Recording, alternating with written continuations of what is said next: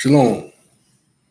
Um, I was thinking about finishing up the book, The 10 Tribes of Israel, because the last video was cut short, but I'll probably get back to it.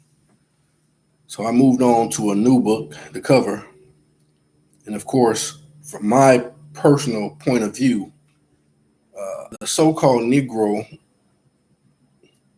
who goes by many bywords, it is my understanding that we are Israelites from the 12 tribes. And us over here in the Americas, some of us are from the tribe of Judah, the southern tribe, mixed in, who's all over the world. But many of us are what they call the lost 10 tribes here in these Americas. And the more and more I read, I'm more and more confident of that being a fact. So today, it's not a very big book. So I'm going to go ahead and, I have not read this, but I'm going to read it to you. So we'll both find out what's in it. I looked over it, but I have not really read it. So we'll find out together.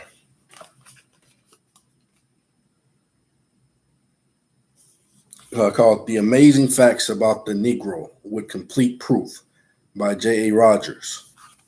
So I'm not going to put my own take on it. I'm going to read it as it is. And one thing about this, it's not a very long book as far as pages, but it's, as you can see, it's a lot of information on each page, and the writing is small. So I'll try to get through this in one setting. If not, I'll do a part 2. So let's start. 100 Amazing Facts About the Negro with Complete Proof by J.A. Rogers, author From Superman to Man, Sex and Race, World's Great Men of Color, Nature Knows No Color Line, etc., with additional information by the author, as well as biographical sketch by Helga Rogers. And excuse me if I read some of these names and I don't completely or correctly pronounce them, some of the words in here. It says Zayditu, Empress of Ethiopia, daughter of Menelik.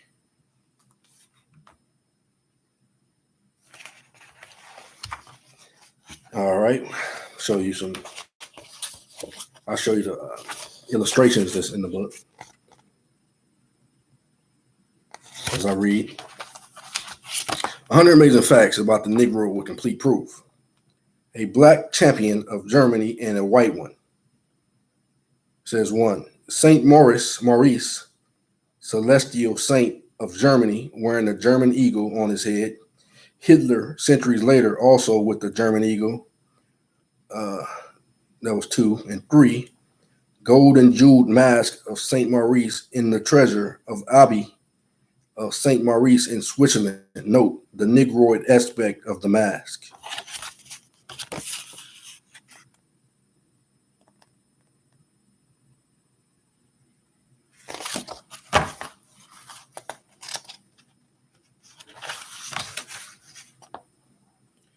Okay, it says General Alfred A. Dodds. For biological data, see section 82, page 38 in this book. Then it says Ancient Negro Gods of the Old and New World. 1. The Sphinx, distinctly Negroid, especially the mouth. The uraeus on the forehead is a sign of divinity. See number 47. 2. Venus of Willendorf, woolly hair, breasts, hips, labia majora, like those of African bushwomen. The face was probably painted on. See number 6 and 7. Negro deity from Nicaragua, Central America, probably tens of thousands of years old, from American Museum of Natural History. Negro idols from the prehistoric Mexico. Gigantic head of Negro god from Hayapan, Mexico, one of the old oldest known representations of a human being in the New World. See number 16.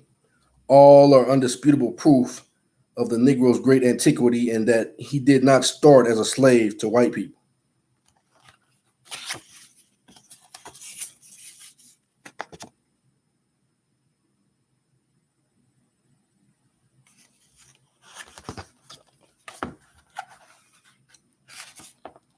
Then says the bravest of the brave. 100 amazing facts about the Negro with complete proof, a shortcut to the world history of the Negro.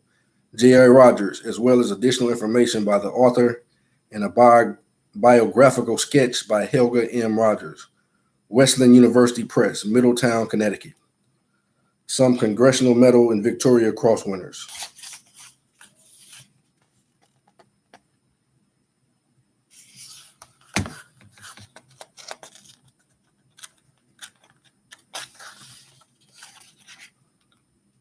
Okay, let's see. Let's go to page 7. J. Rogers was born on September 6, 1880, in Negro Parish, Westmoreland, Jamaica, British, West Indies, to Samuel Rogers, a school teacher and Methodist minister, and Emily Johnstone. Emily bore Samuel 4 children: Joel, Augustus, Martin, Ivy, and Oswald. When I once asked him where he got the name Joel, his answer was simply Joel was Samuel's first son in the Old Testament. Joel's mother died in 1886 in Buff Bay of dysentery, about a month after the birth of Oswald. A grieving widower, crying and all broken up, Samuel soon moved to St. Anne's Bay, where he met and courted his second wife, who bore him another 7 children. The first one was born in May 1888. In the meantime, Ivy, born in 1884, was sent to live with her maternal grandmother, who had a girls' school in Savannah, La More. Ivy did not cherish that experience, remembering her grandmother was very stern and very hard on her. Samuel moved from school to school, always trying to better his financial situation. In the end, he became the manager of a large plantation, Stetson. When we were in Jamaica in 1965, Joel remembered the location exactly, recognizing the roads leading to it. But the estate itself was gone. Joel remembered his stepmother not unkindly. He felt that she had treated her stepchildren well, according to her lights, but that her love was for her own children, and Joel and his brother Martin were none too pleased when they saw her pregnant again and again. Now, there will be even less affection for us. The problem, the way Joel saw it, was with his father, who was excessively stern with the boys, down to the youngest, Ian, born in 1900, while the girls remembered a different side of their father. Anyway, his father had an education, as had his uncle Henry, a surveyor. While with 11 children, all Samuel could do for his own children was to be sure they had a good basic education. Joel never forgave him for that, nor that he did not give him much guidance. However, his uncle Henry had a large library, and Joel read and read and read. After failing to get a scholarship for college, Joel joined the British Army and served with the Royal Garrison Artillery at Port Royal. When his unit was about to be transferred abroad, a medical examination revealed a heart murmur, and Joel was considered unfit for foreign service. By chance, he met a friend in Kingston who told him that his brother had immigrated to the United States and liked it there. Joel decided to go. While the Jamaica of his day was quite color conscious, Joel did not think of himself in terms of color, but rather in terms of class. His father had not allowed him to play with the black children on the plantation. After all, he came from a family of status, light-skinned with household help. It therefore came as a great shock when in the New York City of 1906, he was discriminated against in the Times Square greasy spoon. The rage, the rage and the humiliation he must have felt were still evident as he retold the story throughout his life. He had a number of jobs in New York City as a delivery man and worked briefly in a bookstore in Montclair, New Jersey, where he was introduced as our latest arrival from Cuba. He was been passed as a white since Jamaicans were considered, regardless of complexion, colored. He did not like that and eventually went to Canada. However, in the New York of 1906, he loved Coney Island. In later years, liked to go to the least, liked to go there at least once a year. He also enjoyed the cartoon, The Katzenjammer Kids, which was popular at his time. Joel went to Chicago, where he studied commercial art for 9 years, supporting himself as a Pullman porter, only to discover that the only work open to him, even after getting an honorable mention for his work, was a house painter. He remained a Pullman porter, which paid well, gave him the opportunity to visit the 48 states, and he met many interesting people until he moved back to New York. Some of his experiences as a Pullman porter were fictionalized from Superman to Man. Although fictional, the historical facts are true. Page 8. He said, always felt that you hear his voice, meet the man, mentioning all the books he read, the authors, the art he saw. He had been reading all his life.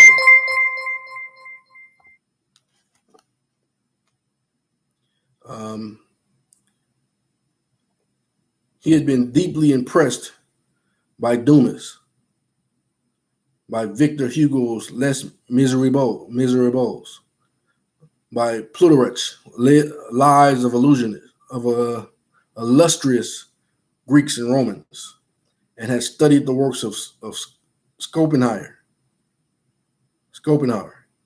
for 10 years. He identified the Schopenhauer's feelings that human goodness consists of treating others with consideration, sympathy, generosity, that goodness consists of treating the welfare and rights of others as important as one's own rights.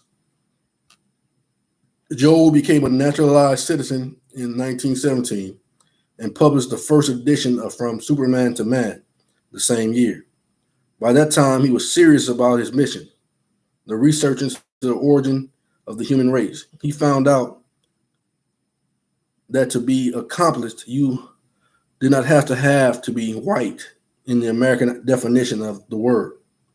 Also, most importantly, that slavery was not an inherently black condition of our fate, that slavery had been around throughout recorded history. During his early years in the States, he helped several of his siblings with their passage to the States. He was friendly with all of them but one. Has to understand that he was a man with a mission.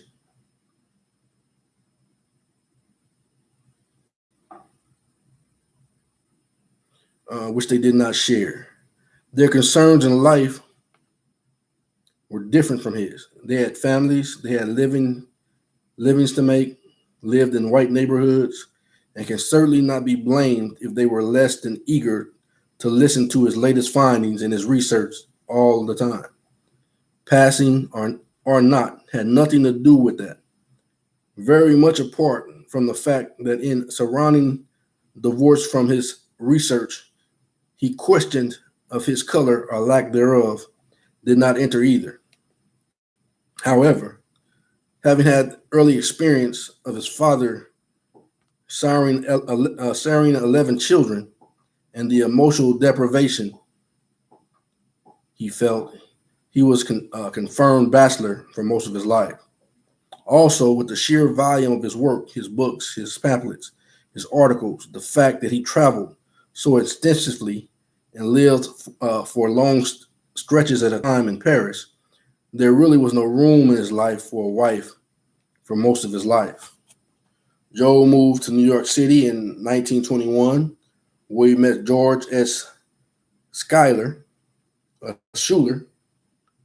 who became his lifelong friend. He began to write all important Negro publications of his day, i.e., the Messenger, the Pittsburgh Courier, the Amsterdam News, writing for the latter two until his death in 1966. He also met H.L. Mencken and wrote for American Mercury. Even in the 1920s, George Schuler states in his book, Black and Conservative, that Joe had a tremendous knowledge of the historical background of the Negro, and especially in miscegenation around the world. He took his first trip to Europe in 1925. He went to Paris in 1927, to Germany in 1928, to Egypt in 1930, back to Paris, also to Ethiopia, where as a correspondent for the Amsterdam News, he covered the coronation of Ras Tafari as he became the Emperor Haile Selassie.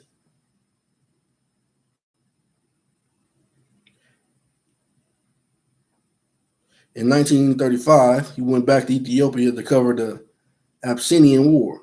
Over the years, while retaining a residence in New York, with the exception of World War II, he made Paris his headquarters, doing his research from there at the Bibliothèque Nationale, at the British Museum in London, in Copenhagen, also Stockholm, Berlin, spending his time in museums, art galleries, antiquariums, bookstores, churches. While in New York, he went daily to the rare book room in the New York Public Library. Though Joel was an American citizen, he found life in Europe, especially in Paris, very congenial and gained recognition. It felt like we just had a quake or something, maybe one coming. Excuse me.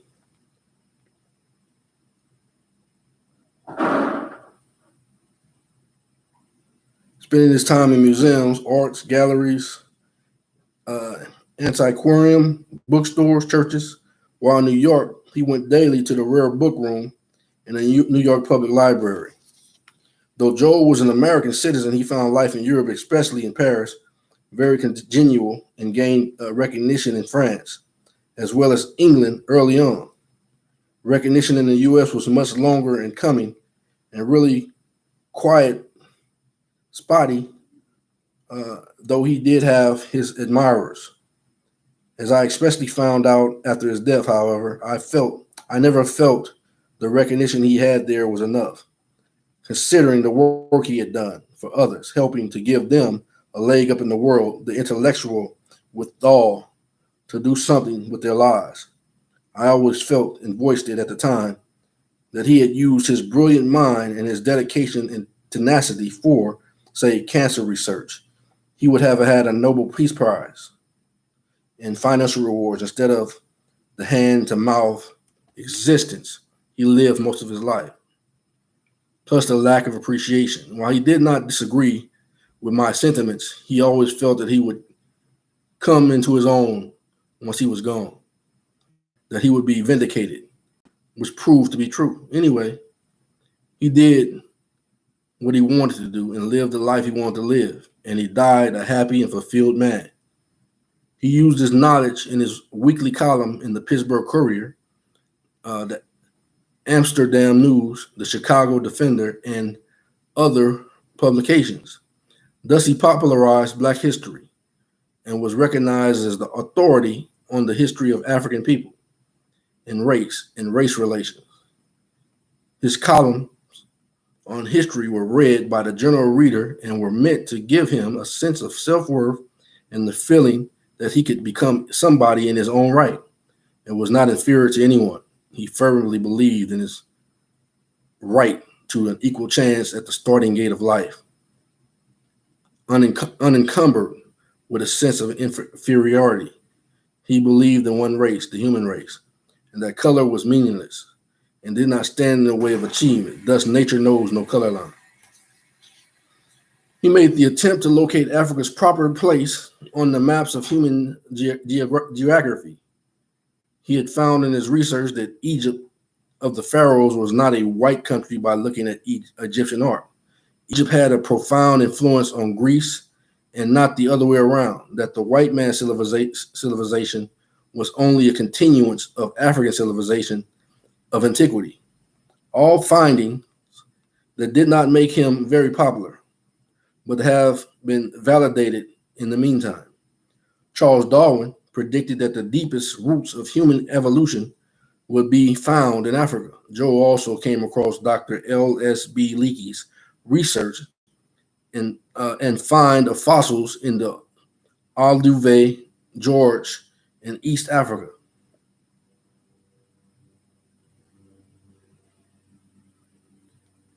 Proving that the earliest man did indeed arise in Africa. Just recently, a team of paleontologists from the University of California at Berkeley, led by Dr. Tim D. White, have broken a critical time barrier and found in Ethiopia the fossils of the oldest human ancestor, giving him the name Australopithecus remedus.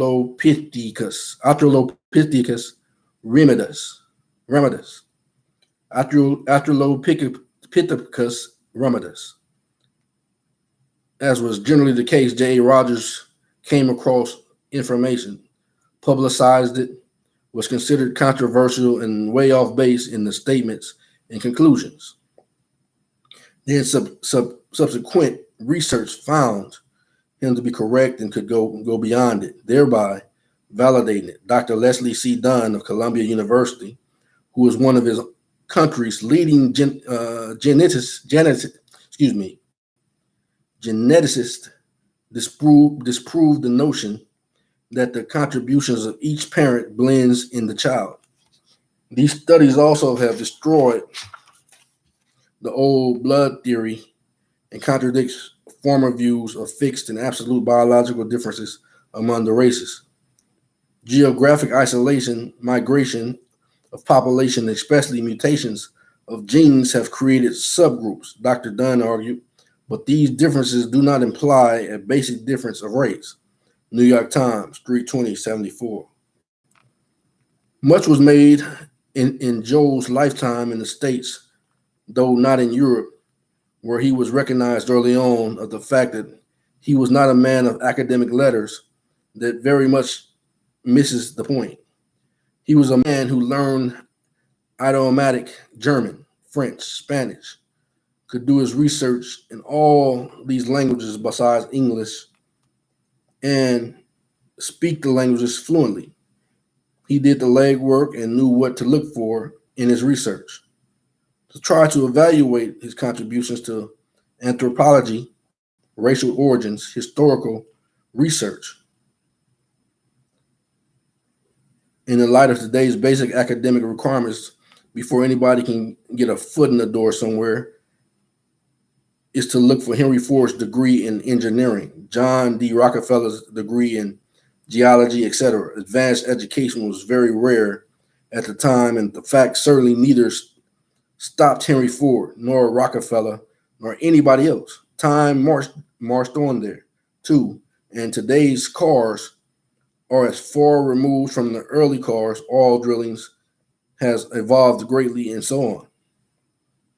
In his research all over the world, by looking at the artifacts firsthand, he compiled a body of history as a pioneer, with all the glories and drawbacks of a pioneer.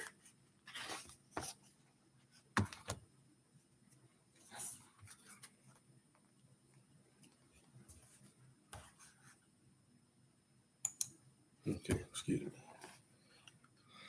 Okay, so decades ahead of his time, a work that will stand as a monument and will have to be referred to in U.S. history, U.S. teaching of integrated history, integrated in the proper meanings of the word, history taught in its proper perspective without trying to gloss over historical facts for one reason or other.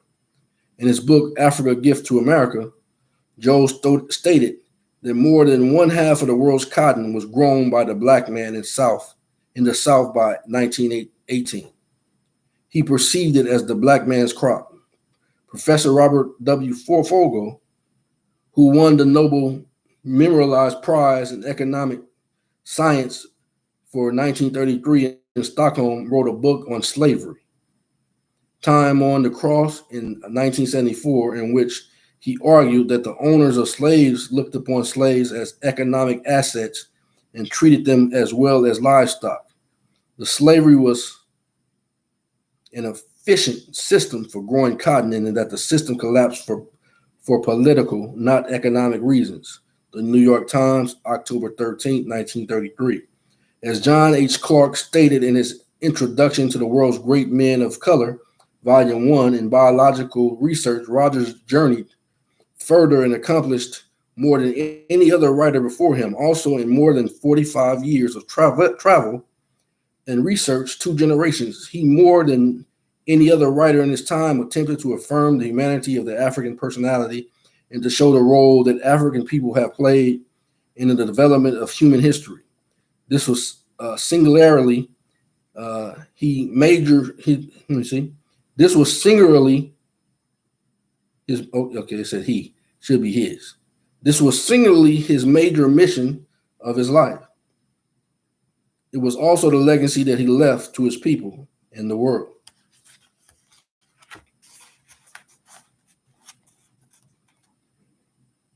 Let's see. Where did I leave off?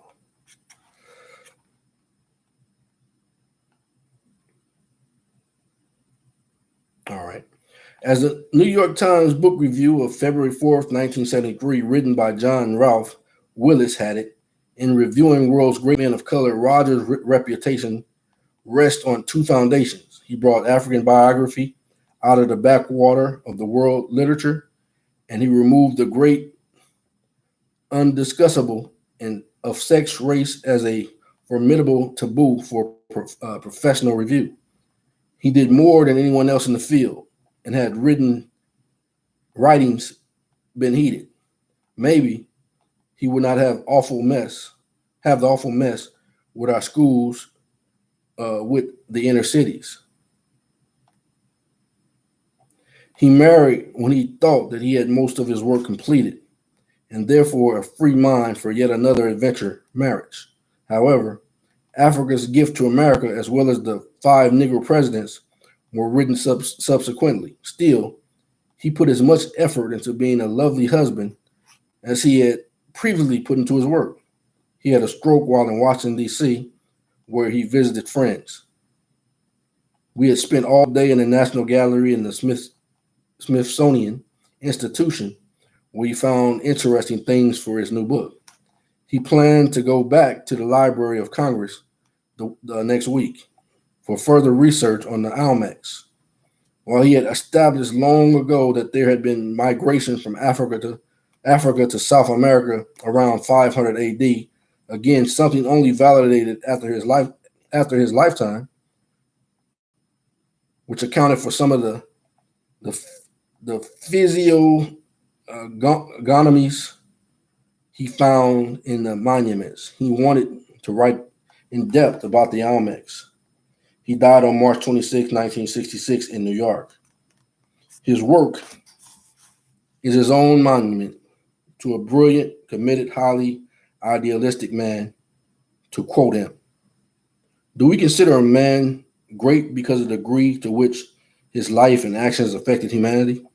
World's Great Men of Color, Volume 1. How and why this book was written, page 21. Using this criterion alone, he was a great man. Avenue Actuk, Valet. Helga Rogers, 1995. Page 11. There are more things in heaven and earth than are dreamt of in your philosophy. Shakespeare. Quiz. 1. In what very important respect of population does Afro-Americans differ now from all the other various groups of which the United States is composed, including the Indian, but is it like the French, German, English, Belgian, and other people in Europe? When did the seizure of a Negro woman as a slave in the United States lead to a war of 2 years in the United States in which 20.026 U.S. Army troops were engaged, and during which the troop of 110 white soldiers was led by a trusted Negro into a trap where all but 4 were massacred? This is 3. In what American state is marriage between white and black legal in one part of the state and punishable with 2 years imprisonment in the other part? 4. A Negro girl saved George Washington from certain death at the beginning of the Revolution. Who was she? 5. When did Abraham Lincoln order back into slavery 500,000 or more Negroes who had been declared free by one of his subordinates? 6. What American vice president became, because of his color and his features, was publicly denounced in Congress and in the press as being a Negro? 7. Besides the facts that 13th Amendment abolished slavery, what most amazing fact is true of it?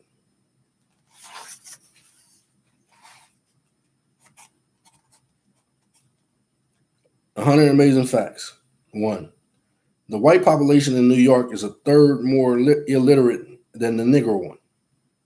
2. Benjamin Banneker, a Negro astronomer, made the first clock made in America in 1754. 3. The word coffee comes from Kaffa, Ethiopia, where it was first used and where it still grows wild. 4. George Washington sent a Negro slave to Barbados to be exchanged for a hogshead of molasses, a cask of rum, and other good old spirits in 1776. 5. The Negro arrived in the New World free of tuberculosis and syphilis and other venereal disease. Livingstone, the famous American missionary and a medical doctor, says syphilis dies out in the African interior. It seems incapable of permanence in any form in persons of pure African blood. Syphilis originated in Europe in 1494 when there was a great epidemic of it, as this was 2 years after the discovery of the New World. It was erroneously believed to have been brought back by the sailors of Columbus.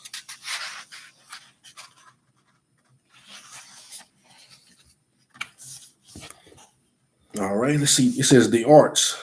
This is page 12. At the beginning of the top of the page says the arts. Then it says page 6. The Negro was the first artist.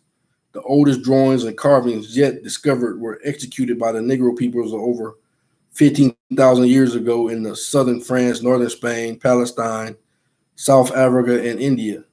The drawings are on rocks, the carvings on bone, basalt, and ivory. 7. The oldest known representation of the human body is that of a Negro woman. It was carved by a Negro sculptor of Grimaldi race from 10,000 to 15,000 years ago. It is called the Venus of Willendorf, after the place of Australia where it was found, and is in a Vienna museum. 8. Beethoven, the world's greatest musician, was without a doubt a dark mulatto. He was called the Black Spaniard.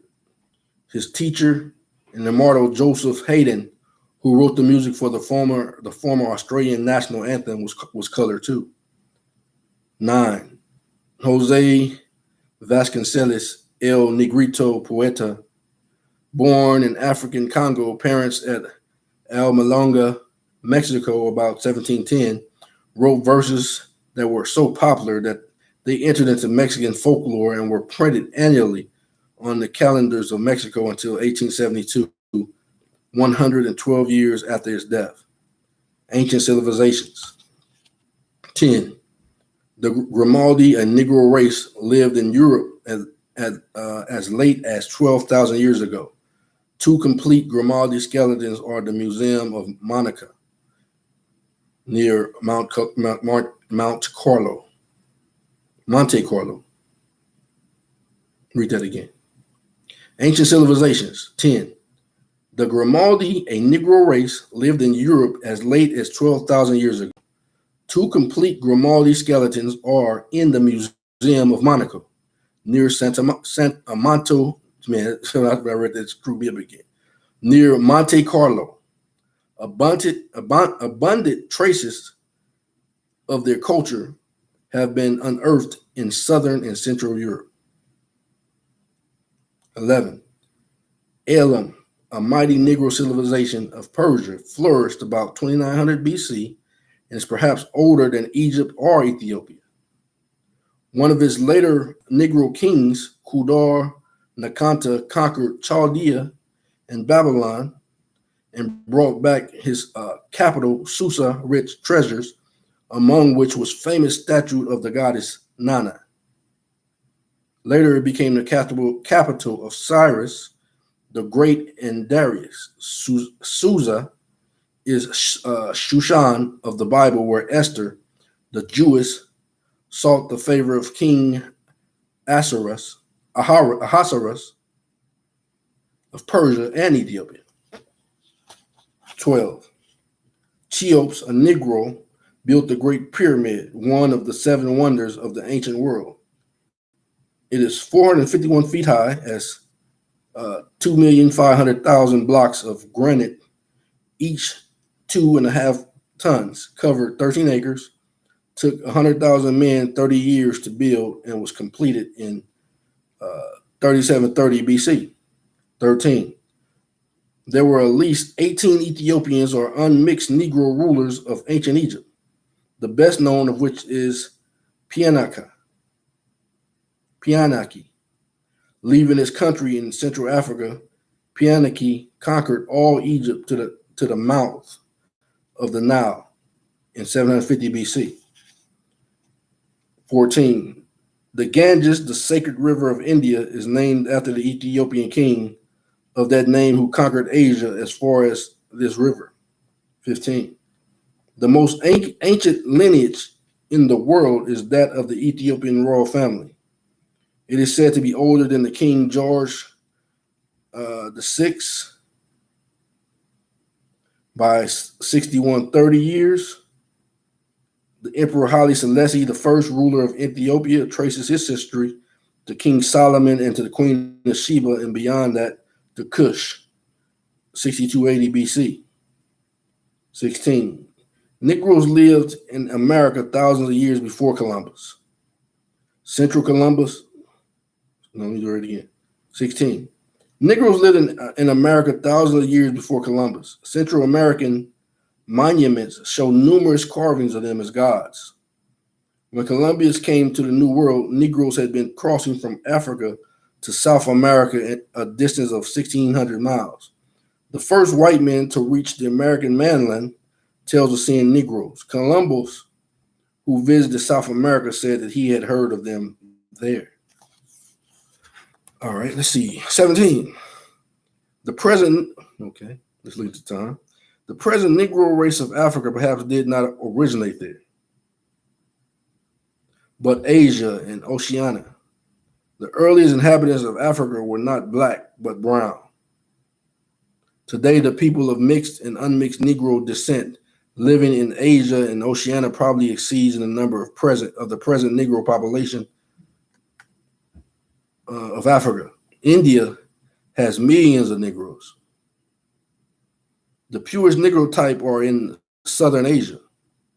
In 1923, Dr. Joseph Rock, the United States Department of Agriculture, discovered a hitherto unknown Negro race, the Nakis, 200,000 in number, in southern China. In 1934, E.W.P. Chenery discovered an unknown Negro people in New Guinea, near Australia. He reports they have a civilization superior to their neighbors who live under the white rule. 18.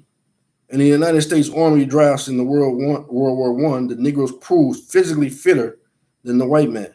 For every 100 men physically examined, the ratio of colored men found physically qualified for general military service was substantially higher than the ratio of the white men by just 5%, namely 74.60 against 69.71. Illiteracy and intelligence, 19. The people of Southern Europe, including Italy, and most of those Eastern Europe, including Russia, are more illiterate than the Negroes of the United States.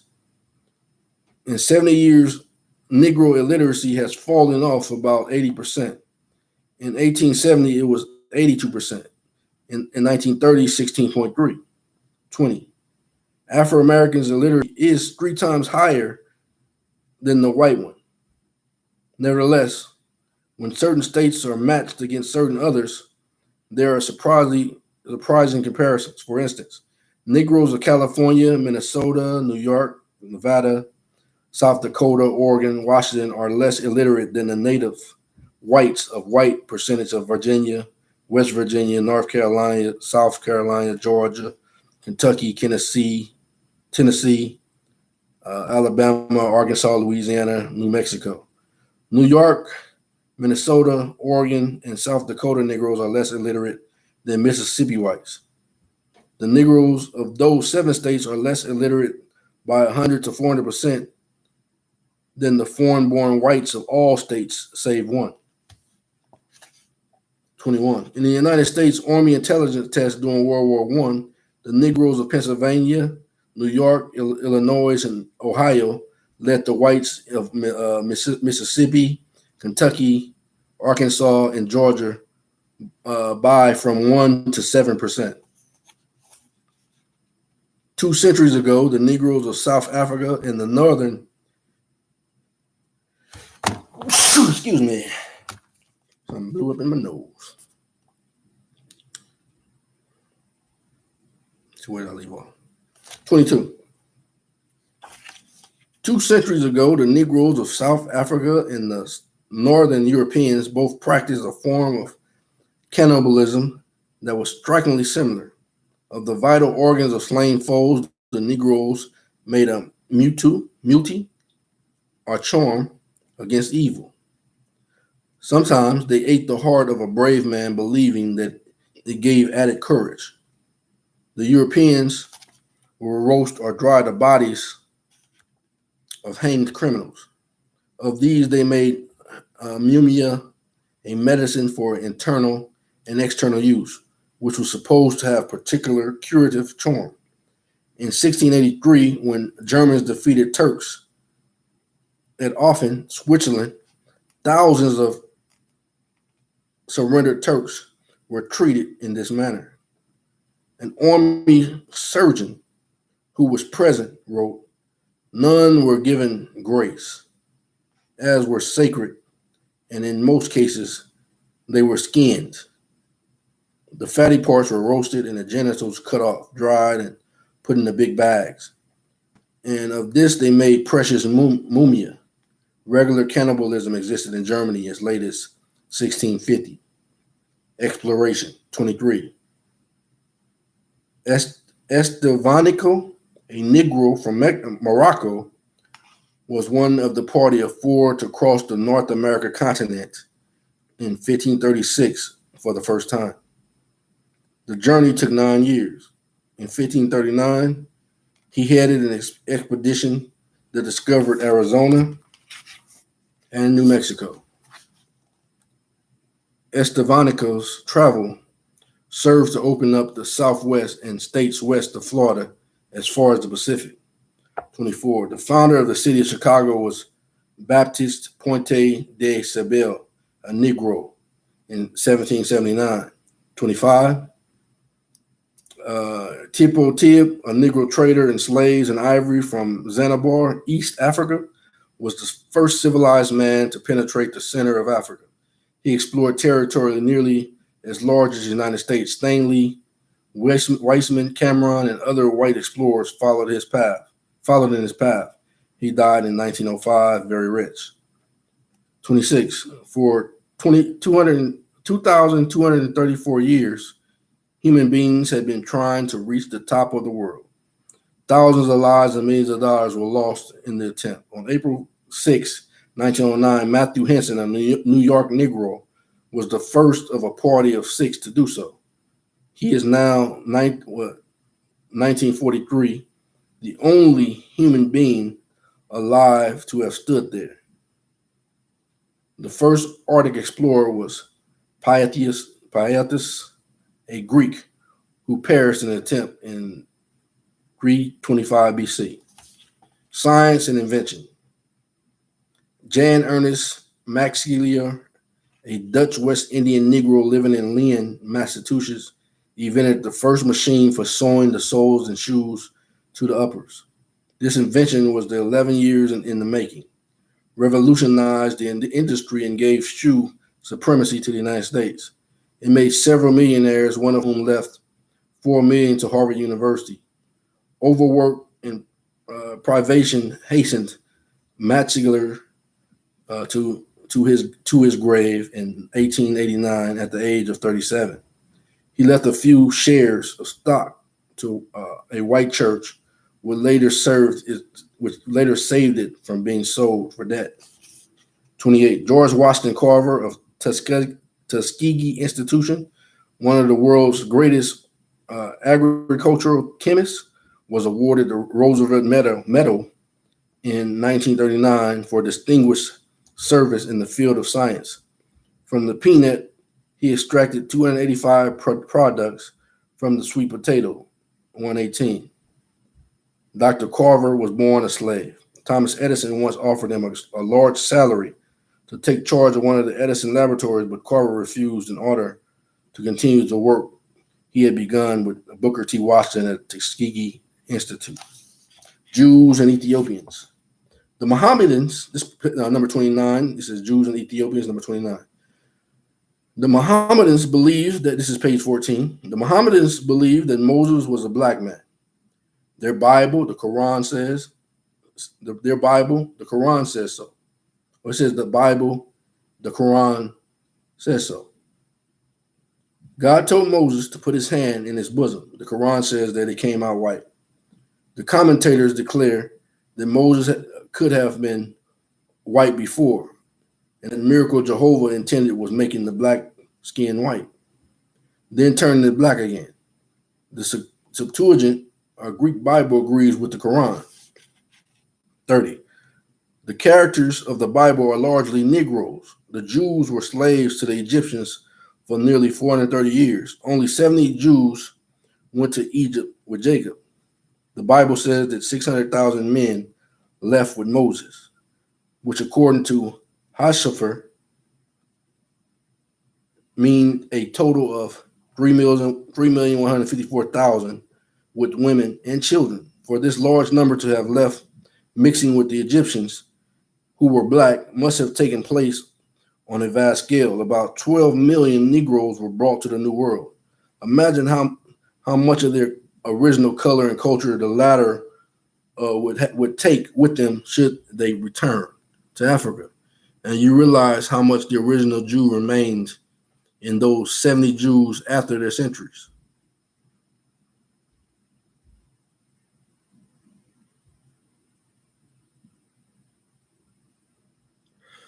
Okay, it says Tacitus, Roman historian, 90 AD, says that the Romans of his day popularly believed that the Jews which then abounded in Europe came from Ethiopia, the land of the blacks.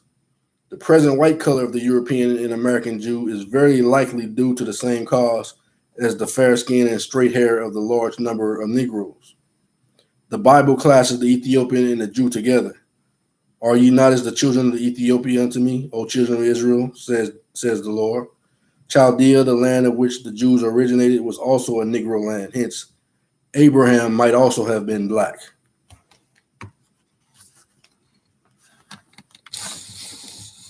Okay, let's see. 31. The Falashas are Negro Jews of Ethiopia, led by Queen Judith, put the line of Solomon and the Queen of Sheba off the throne of Ethiopia in 937 AD and ruled for 40 years. The Falasha also The philosophers assert that they are the original Jews. They call themselves the Beta Israel, or the chosen people. The Negro Jews of India are not permitted to enter the same synagogues as the white ones, nor to bury their dead in the same cemetery. Medicine. 33. Imhotep of ancient Egypt was the real father of medicine. He lived about 2300 BC. Greece and Rome had their knowledge and medicine from him. In Rome, he was worshipped as the Prince of Peace in the form of a black man. His Ethiopian portraits show him a Negro. Imhotep was the prime minister to King Zoser, as well as the foremost architect of his time. The saying, "Eat, drink, and be merry, for tomorrow we die," has been traced to him. Hippocrates, the so-called father of medicine, lived 2,000 years after Imhotep. 34. Abin Ali, an African Negro, was private physician to Charles VII, King of France, 1403-1465. When the king fell dangerously ill at Toulouse, Abin Ali was sent for and he cured him. Thereafter, the king made him a member of his suite. 35. Dr. C. Tavares, an African Negro, was private physician to King Carlos I of Portugal until the latter's death in 1908. 36. Dr. Daniel Williams, Chicago surgeon who died in 1931, was the first to perform a successful operation on the human heart. Politics. 37. France has 6 colored cabinet ministers.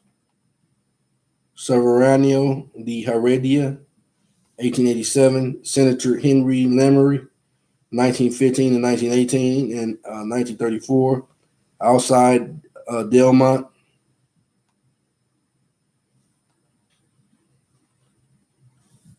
1928, Blaise Diagne, 1931, Gratian Candace, 1932, Gaston Monerville, 1937, De Heredia, as Minister of Public Works, built some of France's finest roads. 38, Eugene Chin, one of the most dynamic political figures of the present century, Minister of Foreign Affairs for China in 1927, was born of Chinese Negro parentage in Trinidad, West Indies in 1878. He was also secretary to Dr. Sun Yat-sen, first president of China.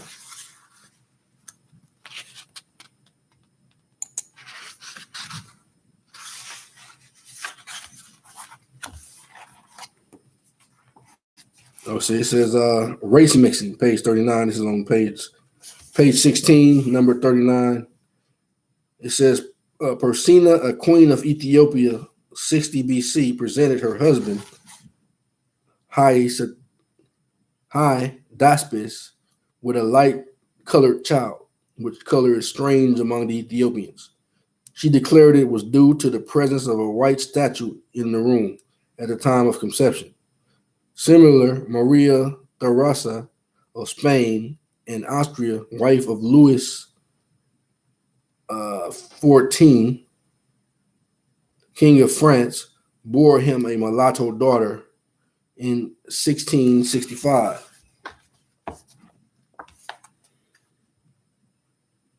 The queen spent most of her time with a Negro dwarf named Nabo, while the king passed most of his time with the beauties that strung his court. The doctors explained the color of the child by saying that the black man looked at the queen.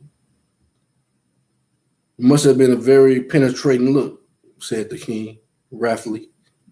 A noted writer of that time attributed the color of a similar child born to the high noblewoman to the mother's fondness for chocolate. Number 40. Anna, a Negro servant girl of Calaviccio, Italy, wife of white mule driver, became the concubine of Pope Clement VII. Her son, Alexandro, born 1511, became reigning Duke of Florence and married Margaret, only daughter of the Emperor Charles V, ruler of Germany, the Netherlands, Australia, and Spain in 1536. 41. White American slaveholders used it to induce white women to marry Negro slaves in order to hold the women slaves for life. 42. Thomas Jefferson, third president of the United States and father of the Declaration of Independence, was the father of a large number of mulatto children. His wife protested loud and long to no avail. Patrick Henry, another signer of that document, had a Negro son named Melanchthon. 43. Napoleon planned to solve the color problem in Haiti by making it legal for each man to take 3 wives, one white, one mulatto, another black.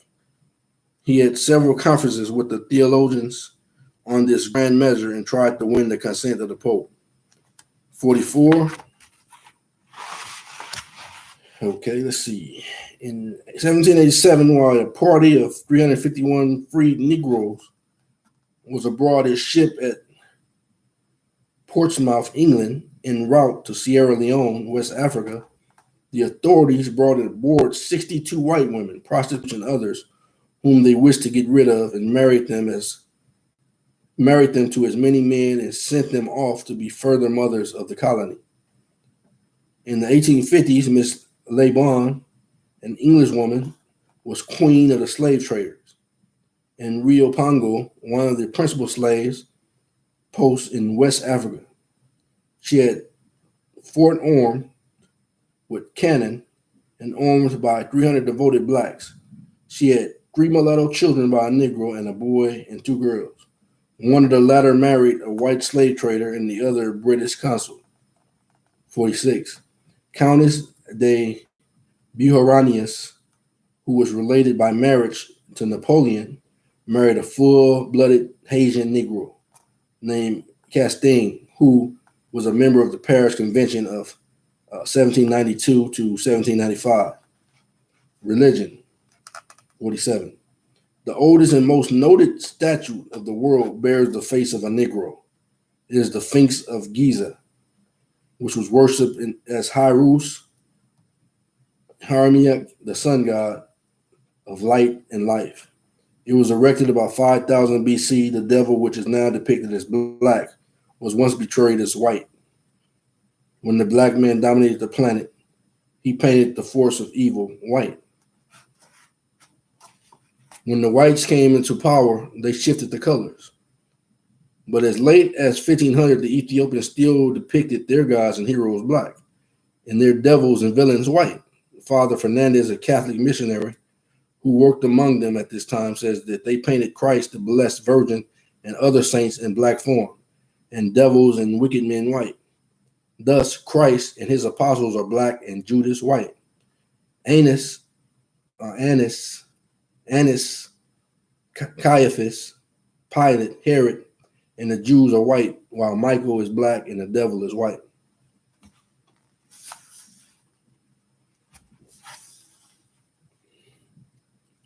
It says nearly all the ancient gods of the Old and New Testament. I'm sorry, I read into that. 48, read it again. Nearly all the ancient gods of the Old and New World were black and had woolly hair. Buckley says, from the woolly texture of the hair, I am inclined to assign to the Buddha of India, the Fuhi of China, the Zaha of the Japanese, and the Quetzalcoatl of the Mexicans, the same, and indeed an African or rather a Nubian origin. In the Bible, God or the Ancient of Days is described as having hair like pure wool. The earliest statues of the Virgin Mary and Christ in Europe as far north as Russia were black and Negroid. 49. The Bible really originated in ancient Egypt, where the population, according to the Herodotus and Aristotle, was black. Here, the Jews received almost all their early culture, professional, breasted, leading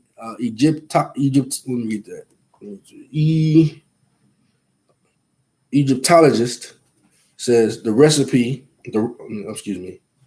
ripe social and moral development of mankind in the Nile Valley, as the brothers would say, Salakia. Okay. Got another word for you. The ripe social and moral development of mankind in the Nile Valley, which is 300 years older than that of the Hebrews, contributed essentially to the formation of Hebrew literature. Our moral heritage, therefore, derives from the wider human past, enormously older than the Hebrews. It has come to us rather through the Hebrews than from them. Psalms that read like those of the Bible are written by a pharaoh. Amenephus IV, better known as Akhenaten, the heretic king, 1300 BC, or then 400 years before David was born. Akhenaten was the father of Tut-Amen, was extremely Negro in type. He is called the most remarkable of the pharaohs. 51. Ethiopians, that is, Negroes, gave the world the first idea of right and wrong and thus laid the basis of religion and of all true culture and civilization. The earliest exposition of this yet found is in the so-called Memphite drama, which is known only through a copy on a slab of basalt made by the order of the Ethiopian king in 700 BC. 52. There were 3 African popes of Rome: Victor, 189 to 199 AD, Mayakiades, 311 to 312, and Saint Gelasius, 496 AD. It was Melchiades who led Christianity to final triumph against the Roman Empire. 53. Celestial saint of Germany is Saint Maurice, a pure Negro. While in command of a Roman legion in Gaul, Switzerland in 287 AD, he refused to attack the Christians when ordered to do so by the Emperor Maximum Herculius, for which he was killed. His picture is in many German cathedrals and museums, sometimes with the German eagle on his head. Recent pictures of Hitler nearly 1,700 years later show Hitler also with the same emblem on his head.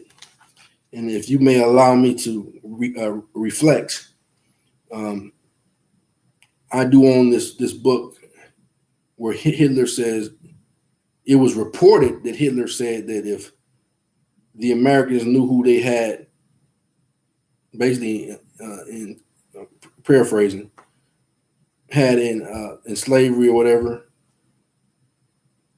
the jewels of the Most High, said that they would cause World War III. I actually have the book, so I will go and probably read that book if I have time after this one, or I'll just read it at another time. But that's what he reflected on it. So maybe that's why Hitler said what he said, because of this information here. Rulers, 54. On November 15 to 18 BC, Hannibal, a full-blooded Negro marching through conquered territory in Spain and France, performed the astounding feat of crossing the Alps.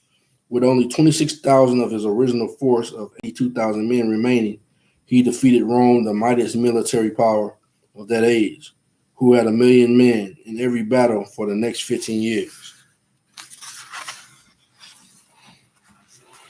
All right, let's see. Hannibal is the father. I'm on page 18 at the top. Hannibal is the father of the military strategy. His tactics are still taught in the leading military academies of the United States, England, France, Germany, and other lands. 55. Yusuf, a king from Upper Senegal, Africa, saved Moor civilization in Spain. Yusuf, a king from Upper Senegal, Africa, saved Moor civilization in Spain in 1086. The Moors were being pushed out by the white Christians of Germanic descent. Yusuf crossed the Strait of Gibraltar with only 15,000 men, most of them pure blacks, and with 10,000 more from the Moors met the white king. Alfonso VI as Zalaka. The latter had, let's see right there, let me get there. The latter had an army of 70,000, nearly 3 times as great, but Yusuf inflicted the terrific defeat on them. The flower of white knighthood was destroyed in that battle. Among those who fell latter before the military prowess of Yusuf was Rodrigo Diaz de Bivar, known as the Cid, and the greatest figure of the heroic age of Spain. 56. In 1538, Askia, the great emperor of Songhay, ruled an empire that stretched from the Atlantic Ocean to Lake Chad and larger than Western Europe. His capital was Timbuktu. 57.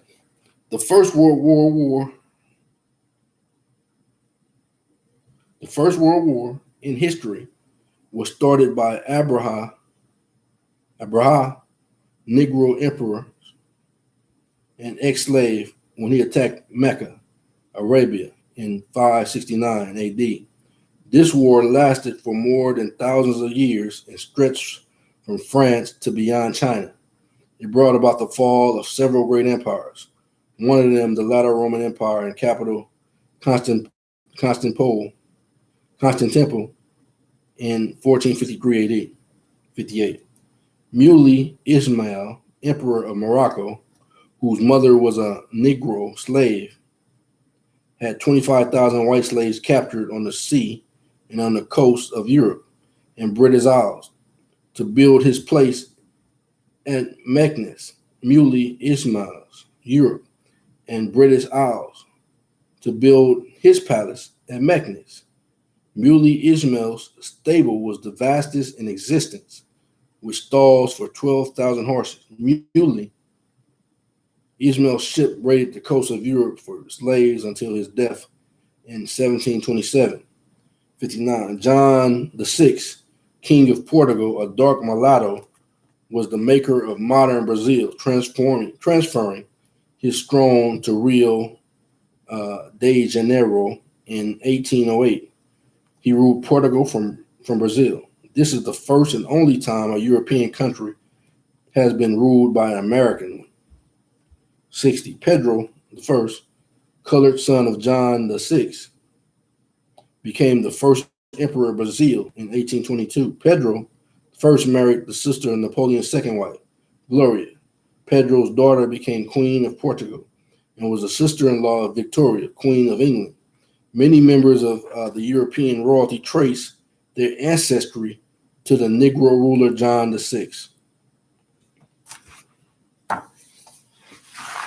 All right. Let's see where we at.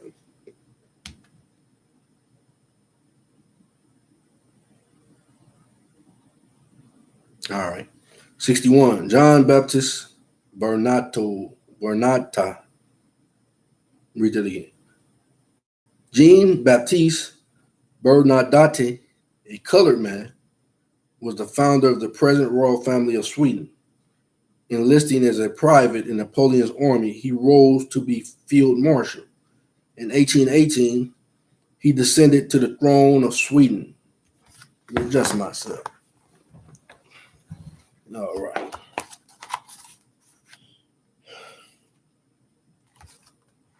Sitting on this wooden chair right here. Got a little bit of cushion on it, but it's a little bit.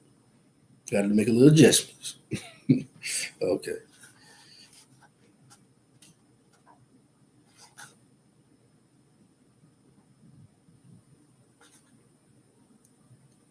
Okay, in 1818, he ascended to the throne of Sweden as Charles the 14th. 62. Katawaya, king of Zula,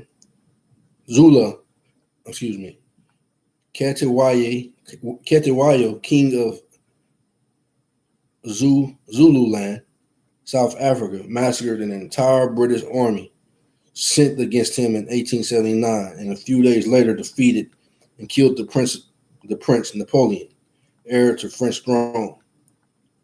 Caduayo taught the Europeans the skirmish line in a warfare. Slavery. The word slave was originally applied to white people. It comes from Slav, a Russian people captured by the Germans. 64. The first slaves held in the United States were not black, but white. They were Europeans, mostly British, who did like flies on the slave ships across. On one voyage, 1,100 perished out of 105.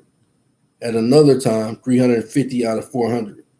In Virginia, white servitude was a limited period, but was sometimes extended to life. In the West Indies, particular, in the case of the Irish, it was for life. White people were sold in the United States up to 1826.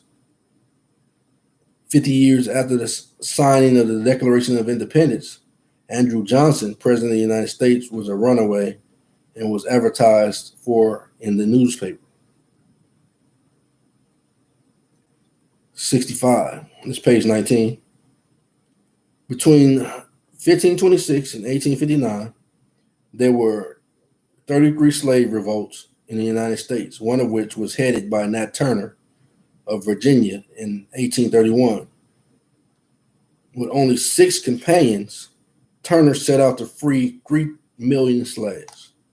He had killed 55 whites and captured several plantations. The Seminoles are runaways of mixed Indians and Negroes descent of Florida, fought 3 wars with the United States to preserve their freedom.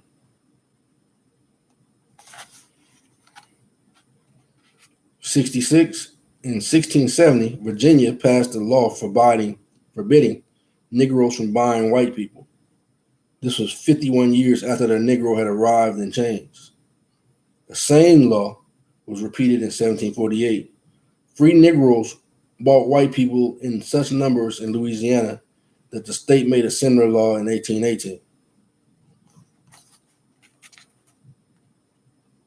67. White children were kidnapped in British Isles at the rate of several thousand yearly in the 17th and 18th centuries and sold into the slavery in America and the West Indies. Sometimes they were bootlegged and sold as Negroes. White Americans, North and South, were also kidnapped or seduced and sold as Negroes as late as 1859. One of the most celebrated cases of white person sold as a Negro was Sally Mueller, who was held in servitude in Louisiana for 26 years. Court after court ruled against her. Finally, her birth certificate was dug up in Germany, and she was freed by the Supreme Court in 1818. Page 68, Prince Abd el-Rahman, a highly educated grandson of the Emperor of Timbuktu, was captured in battle and sold into slavery in America. Years later, a white doctor who had traveled in his land saw him at Natchez, Mississippi. Rahman was freed in 1829. 4,000 was paid for the liberation of his children. 69. In 1860, there was 487,000 free Negroes in the United States, some of whom owned slaves. C.D. Wilson estimates that there were 6,230 Negro slaveholders. The tax returns on Charleston, South Carolina for 1860 showed 132 Negro slaveholders with 96 slaves. The Negro slaveholders, like the white ones, fought to keep their chattel in the Civil War. 70. The Brazilian Emancipation Proclamation of 1888 freed all the slaves on the day of the promulgation. The British Emancipation of 1834, not until 4 years later, while the American Emancipation Proclamation of 1863, when issued, freed those slaves whom Abraham Lincoln had no power to free, and permitted the continued enslavement of those whom he had the power to free. 71. In Arabia and parts of North Africa, white persons, mostly women, are still held as slaves, as many as Negroes. Sometimes the owners of these white slaves are Negro.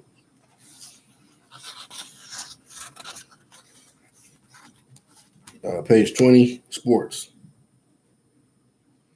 72. The fastest bicyclist in the world as ever known was Marshall Major W. Tyler. He defeated the champion of Europe and America. His greatest feat was the winning of the 1 mile motor pace race in 1 minute, 19 seconds. He died in 1932 at the age of 54. 73. The Afro Americans thought but a dot in the world's population holds or has held an unusually high percentage of world's athletic championships.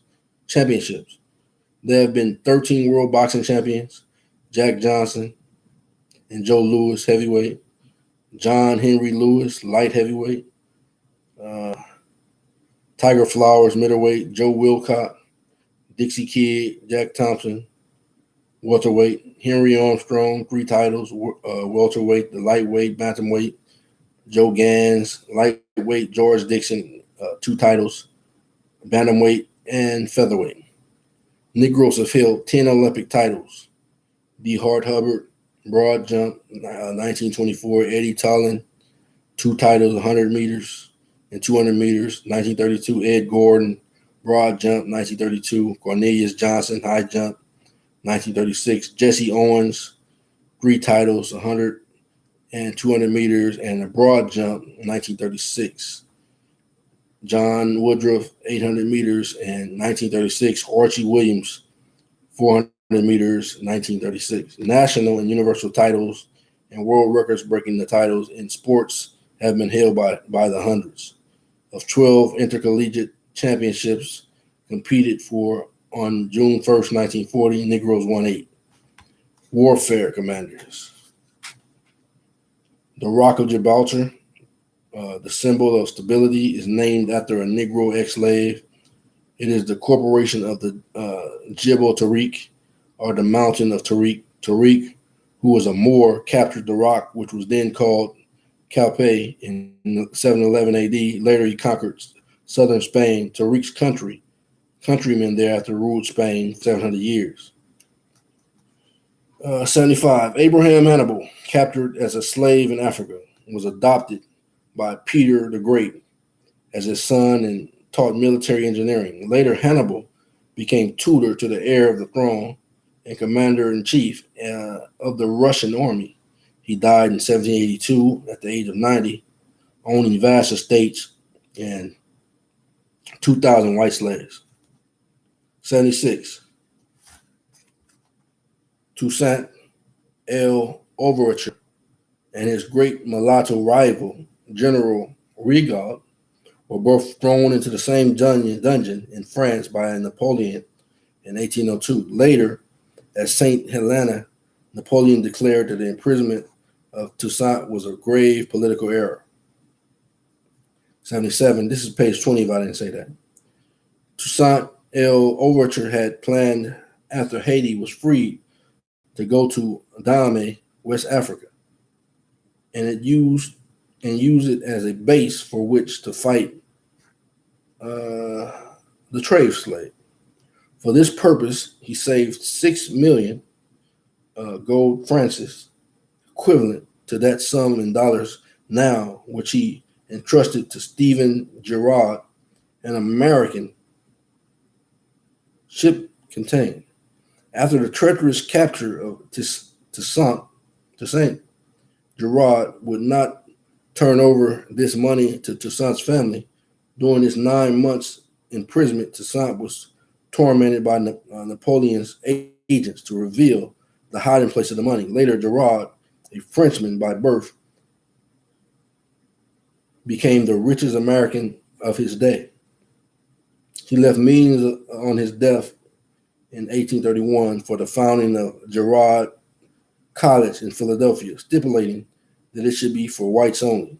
He also gave money to buy coal for the poor of Philadelphia with the same provision. Page 20 at the top, number 78. Jean Francois, leader of the Haitian blacks in 1791, an ex-slave and once superior officer of Toussaint L'Ouverture rose to be Grande of Spain, Grandee of Spain. This gave him the privilege of calling the King of Spain cousin and wearing his hat in royal presence. He was a favorite at the court of Madrid.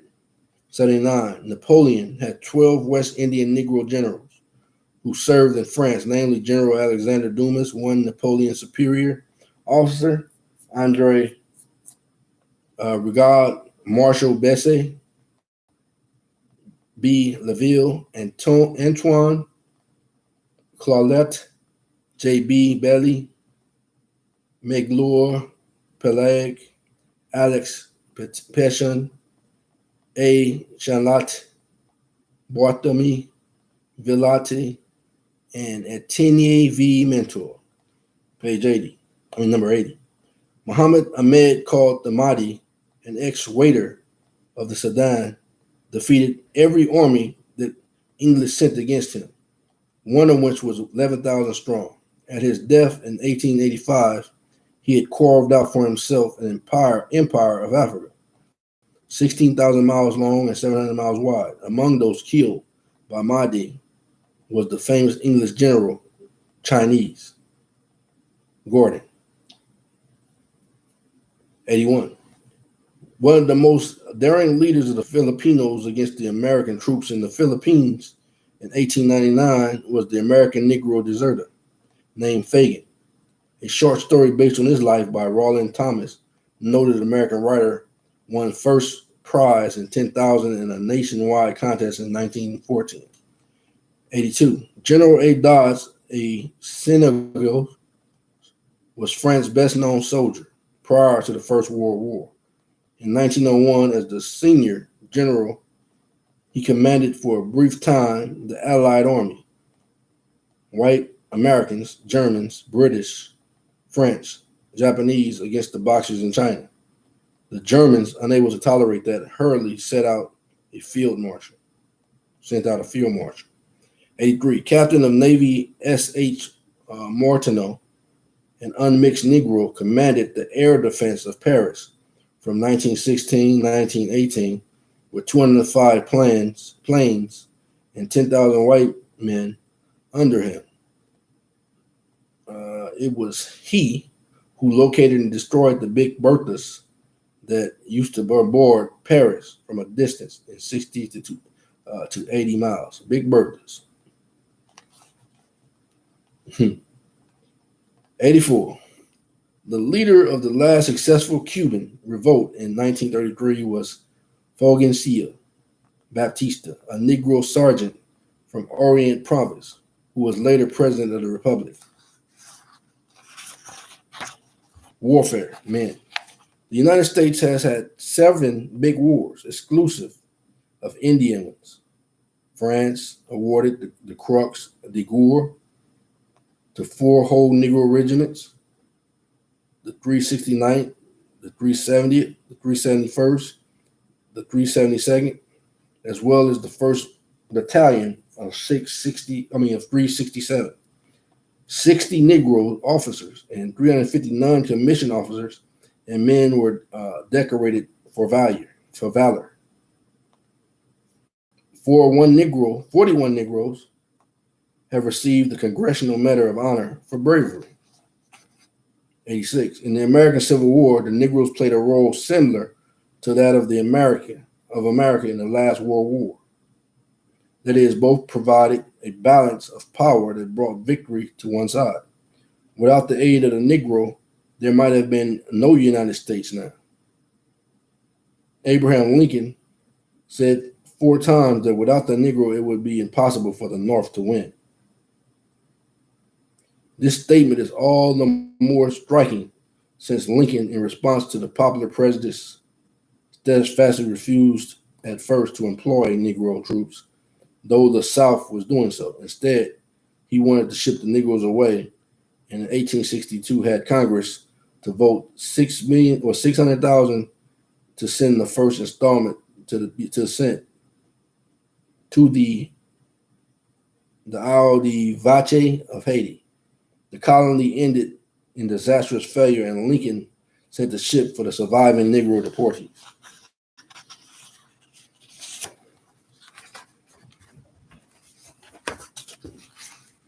All right, let's see. Page 22, 87.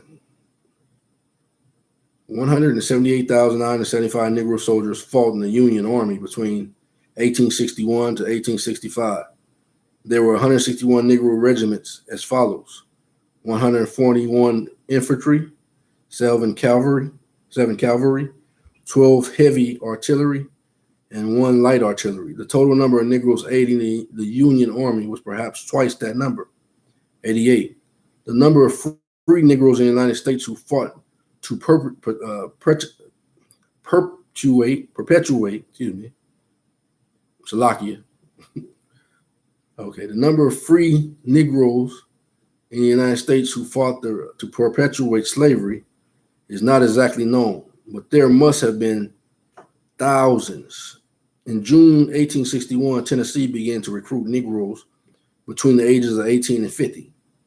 South Carolina did the same in 1862. In a review of 28,000 Confederate troops held at New Orleans on November 23, 1861, 7 months after the outbreak of the war, there was 1 regiment and 1,400 free Negroes. Preston Roberts, a Negro, was an unofficial quartermaster of General Nathaniel Forrest.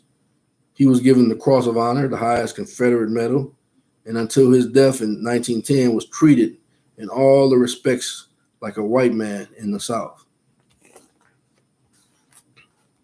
89. The national hero of Buenos Aires, now the city of Buenos Aires, was Antonio Ruiz, El Negro Falucho, who died rather than to let the rebels pull down the flag of Buenos Aires and hoist that of Spain on the night of February 3rd, 1810.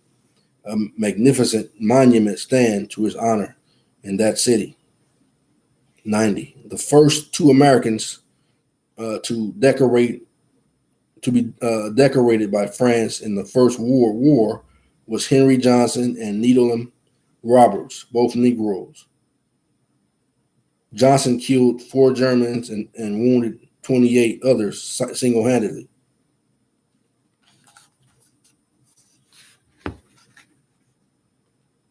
Miscellaneous, 91. The most ancient name for so-called black people are Nihisu, or Nubian,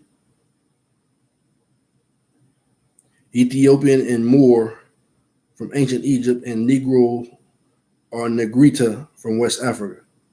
All the above of native African words. Negro is probably the oldest of all the Negritos, or the oldest known branch of the human race. Negro comes from the river Niger. Niger found its way into Latin, and since the people from the region were dark-skinned, Niger, Nigra, Nigrum came to mean black.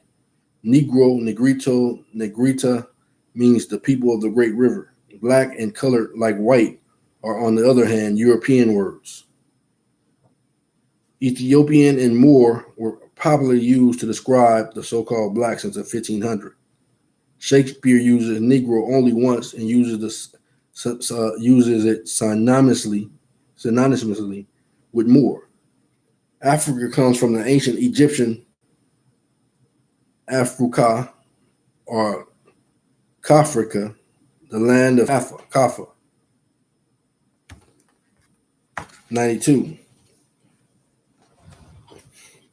The English word admiral and the French equivalent amiral were adopted as the result of the great admiration held for the Negroid sea rovers, who used to scour the coast of Europe for slaves as late as the 19th century. It comes from Amiral Bor, Lord of the Seas, the commander of the sea rovers. The principal port of the latter was Saleh, Morocco.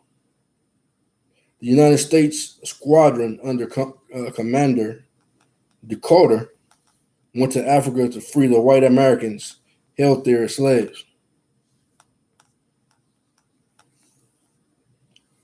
93. Ex-Kaiser Wilhelm II had a Negro uncle by adoption. His grandfather, William I, adopted a Negro boy given him by an African father. William I, excuse me, let me read that whole thing again. 93. Ex-Kaiser Wilhelm II had a Negro uncle by adoption. Salaki. His grandfather, William I, adopted a Negro boy given him by an African explorer as his son. Henry Noel, as he was called, grew up in the royal palace and was the officer of the German army. 94. Chief back to Africa leaders were Paul Cuffey, Major Martin or Delaney, African explorer Pop Singleton, William Ellis, Chief Sam, Dr. Thorne, Marcus Garvey. The last named had a following much greater than the rest combined. 95. Timothy Simpson, a humble Louisiana Negro posing as Prince Antonio Apache of Arizona.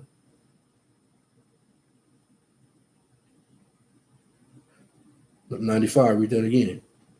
Tony Simpson, a humble Louisiana Negro posing as Prince Antonio Apache of Arizona, became the social lion of the elite of New York and Philadelphia in 1903. Among those who feted him in their drawing rooms or in the Golden Horseshoe at the Metropolitan Opera was Miss John, or in Golden Horseshoe at the Metropolitan Opera were Miss John Jacob Astor, Miss Howard Gould, and Miss John R. Drexel. Even President Theodore Roosevelt was taken in. The latter consulted Prince Apache several times in Indian affairs at the White House. The prince was tall and imposing, dressed like a boy Brumo, and had the banners of an imposing dress like it had the banners. Salaki, let me read that again. Get it right. The latter consulted Prince Apache several times on Indian affairs at the White House. The prince was tall and imposing, dressed like a boy Brummel, and had the manners of a Chesterfield. He used to wear a wig attached to a tuft of his own woolly hair. 96.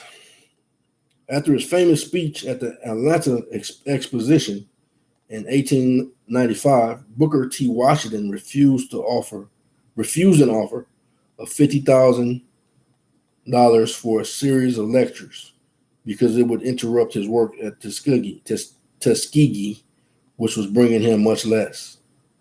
97. Haywood Shepard, a free Negro, was the first person killed by John Brown's party of white and Negro raiders at Harper's Ferry in their efforts to free the slaves in 1859. Shepard, while running off to arouse the white people, was shot dead in his tracks. 98. The blacks, like the whites, have been struggling for thousands of years to change their hair from its natural form. Negroes arranged their hair with hot irons in Egypt more than 5,000 years ago. 99. American Negro has 20 chances to a white American's one of reaching 100 years and over.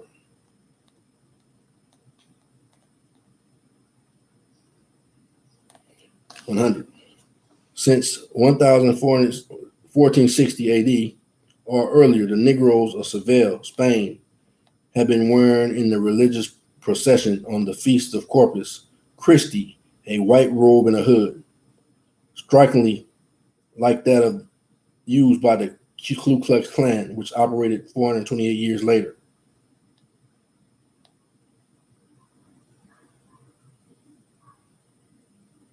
And I had heard that before, so that's what he says too.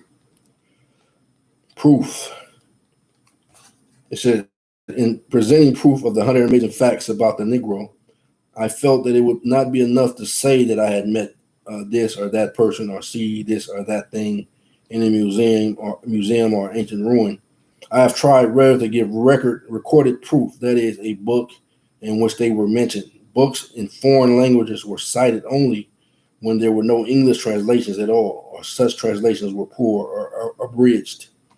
Of pictures, which will be even more convincing, I have a large number. Among them are Saint Maurice, the coins of Hannibal, of Carthage, the Negro Buddhist Christ and Virgin Mary, Delphos, founder of the great Delphic Oracle of Greece, the Negro daughter of Maria Theresa, Queen of France, Negro gods in America before Columbus, and collection of very Negroid rulers in Egypt, all of which, together with several hundreds of other noted Negroes, may be seen in Sex and Race, volumes 1, 2, and 3.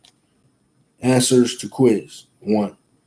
The Afro Americans group has a greater percentage of women than men. In 1930, there were 1,027 white men for every 1,000 white women. Only 97 Negro men for every 1,000 colored women. The 1930 census says, differing from all other races, the Negroes have shown an excess of females in every census since including that of 1840. The relative excess of females in 1930 were greater than that shown in any previous census except that of 1870. The Indian population has shown an excess of males. Volume 2, page 94. The effect of this is far-reaching and significant, since the birth rate of a population is determined not by percentage of males but by females. The Negro group is assured a greater proportionate increase than any of the white groups. The more so as white immigration has been greatly reduced. Again, the shortage of white women means that white men will continue to seek Negro women. Hence, that laws of conventions against intermarriage to seek Negro women. Hence, that the laws of convention against intermarriage are a direct creator of concubinage or immorality, and will be as long as Negro women remain economically weak. Another deduction is that despite popular belief, the Negro women are not less moral than the white ones as a group. For instance, European women are more chaste than American ones, not because they are inherent quality, but because there are less men to pursue them.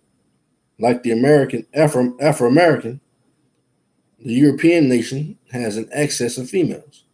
Thus, since there is a shortage of men, vast number of European women must remain contented whether they will or not.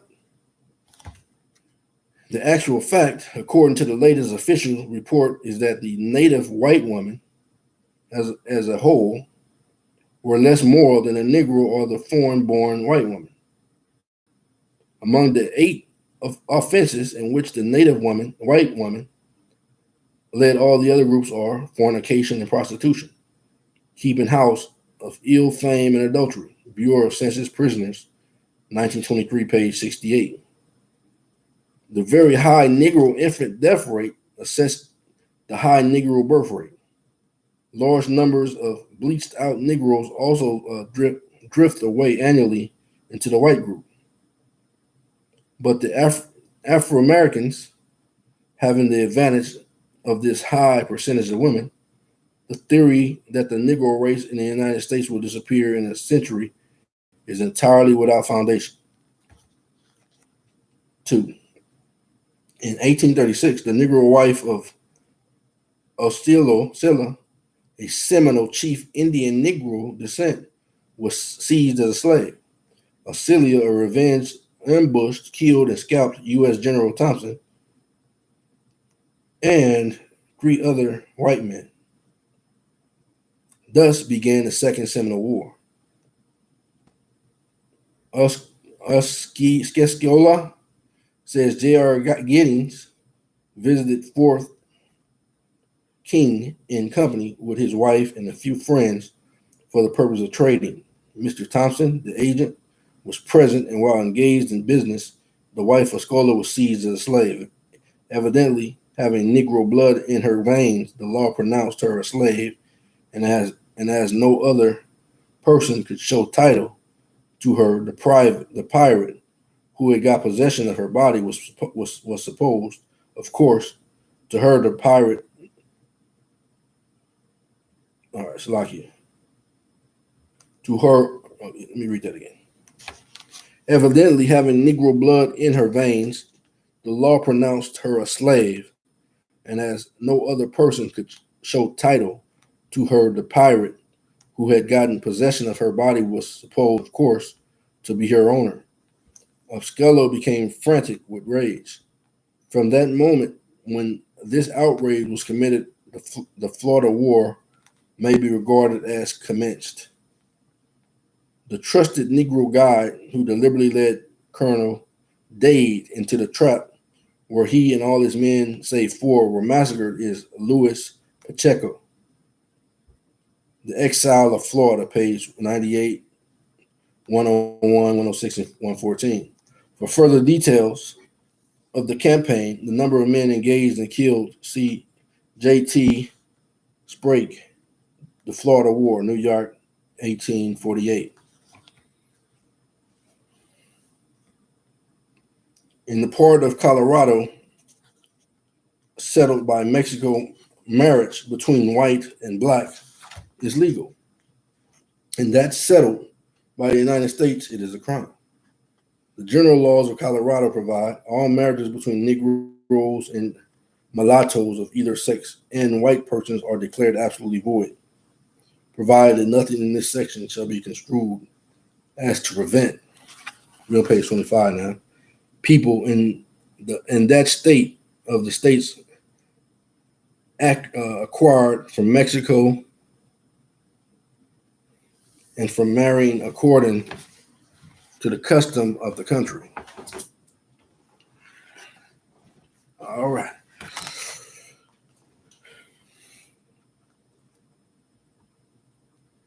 The penalty is fine is not less than $50, nor more than $500, or imprisonment for not less than 3 months, nor more than 2 years, or both, at the discretion of the court.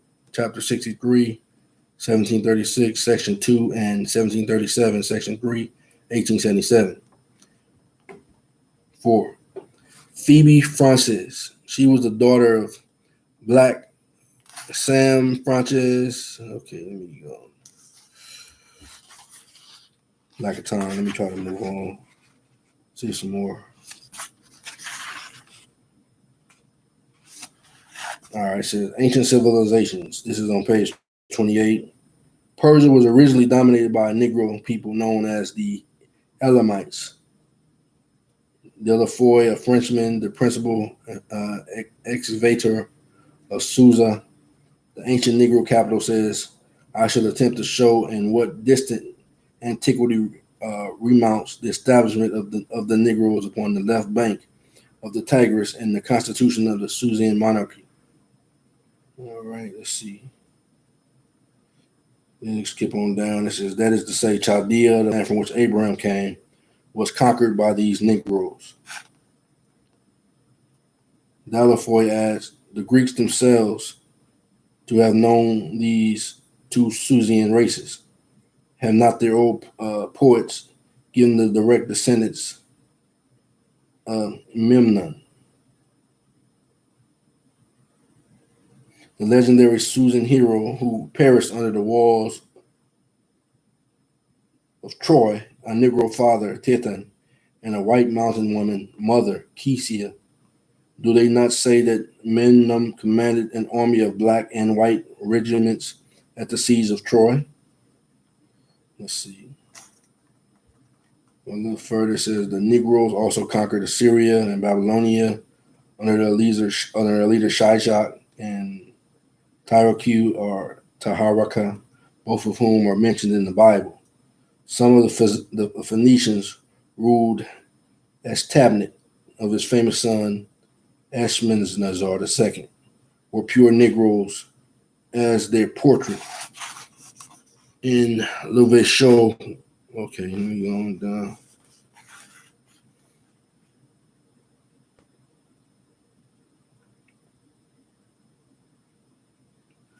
12. It says the portrait of Cheops shows his Negro strain.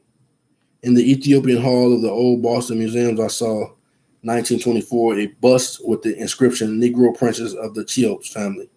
The new museum there has a limestone bust, one of a Negro prince and the other of a Negro princess of this family. Let's say the Negroes in Greek and Roman civilizations. It says the testimony of eyewitnesses as well as that of modern science is that the Egyptians were Negroid, that is to say, largely mulatto, and the Ethiopians unmixed Negroes. Let's see.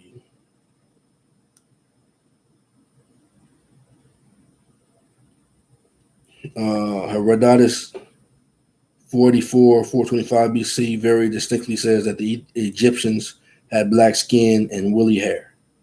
See number 47. Aristotle, who was born 324 BC, is still ranked as the greatest scientist, clearly shows too that the Egyptians were very black and the Ethiopians woolly haired.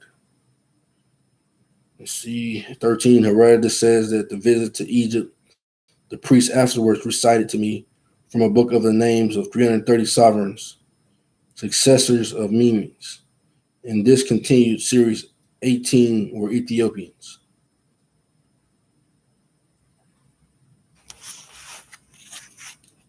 But all the kings of Ethiopia, Ganges, were most famous, who with his Ethiopian army passed into Asia and conquered all as far as the river Ganges, to which he left that name being before called Cleros. Purchase his pilgrimage, book 7, Africa, page 551.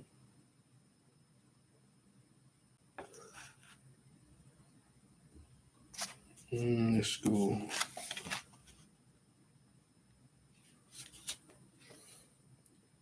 Number 16.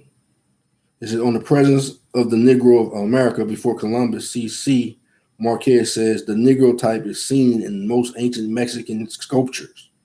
The Negroes figure frequently in the most remote traditions of some American pueblos. It is to this race doubtlessly belongs to most of the ancient skeletons of a very distant structure of two of the red American races, which has been found in various places in Bolivia to Mexico. Estudios Arqueológicos y Etnográficos, page 273, Madrid, 1920. See also Professor R.B. Dixon, Racial History of Mankind, page 400, 401, 409, 441, 449. Dixon emphasizes the fact that there was an early Negro strain in the Rhode Island, Massachusetts, and Central American Indians. Columbus said he wanted to find out what the Indian had told him that there had come to it from the South and Southwest Negro peoples. Journal of the Third Voyage, page 6. All right, let's see what we got here.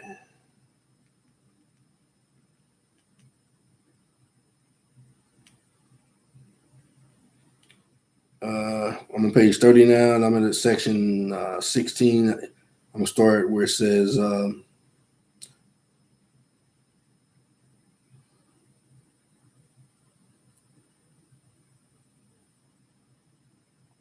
chief cultural influence was exerted by a Negro colony in Mexico, Africa and Discovery of America, volume 3, page 365, 369, Philadelphia, 1922. Colonel A.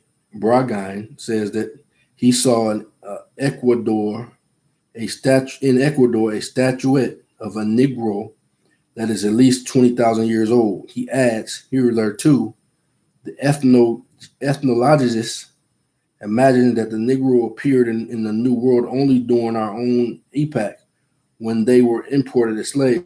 Some statues of the Indian gods in Central America possess typical Negro features, and certain prehistoric monuments there undoubtedly represent Negroes. The Shadow of Atlantis, page 40 and 42, NY in 1940. V. Riva Palacio says, it is indisputable that in very ancient times the Negro race occupied our territory, Mexico, when the two continents were joined. This race brought its own religious culture and ideas. Mexico, a Través de los Siglos, Volume 1, page 63 and 67, Mexico, 1887. The Mexicans recall a Negro god, Extiliatan, which means black-faced. 17. One of the principal reasons for this theory, as Delafosse says, is all the Negro tribes of Africa asserted that their first ancestors came from the East. There is translation of this work by F. Flegelman, Washington, D.C., 1931. This was true even in ancient Egypt. The celebrated Negro queen of Egypt, Hatshepsut, sent an expedition eastwardly to Punt in Arabia, from which land of the Egyptians believed their ancestors came. Of the Bushmen and Hottentots and other original Negroid natives of Africa, the Catholic Encyclopedia says traces of similar populations are found in Europe at the present day. A parallel race is represented by the Negritos of the Andamans, Moluccas, and the islands of the vicinity of Indo-Negritos of the Amandos, Moluccas, and the islands of vicinity of Indochina. These little men would therefore seem to have occupied the whole of ancient continent Africa. They look on themselves and are looked on by their neighbors as the first owners of the earth. Volume 1, page 182.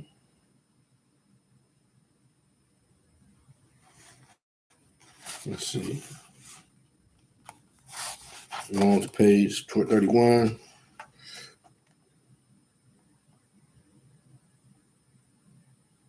J.K. Hosmer says the first journey made across the American continent by civilized men of these three were Spaniards, and the fourth a person upon whom it is worthwhile to dwell for a moment.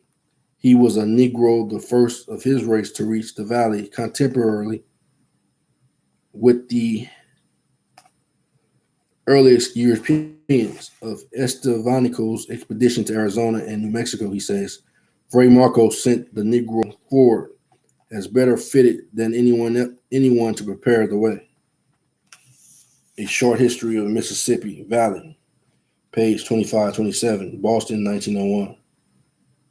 So why was he more fit? Because the story goes that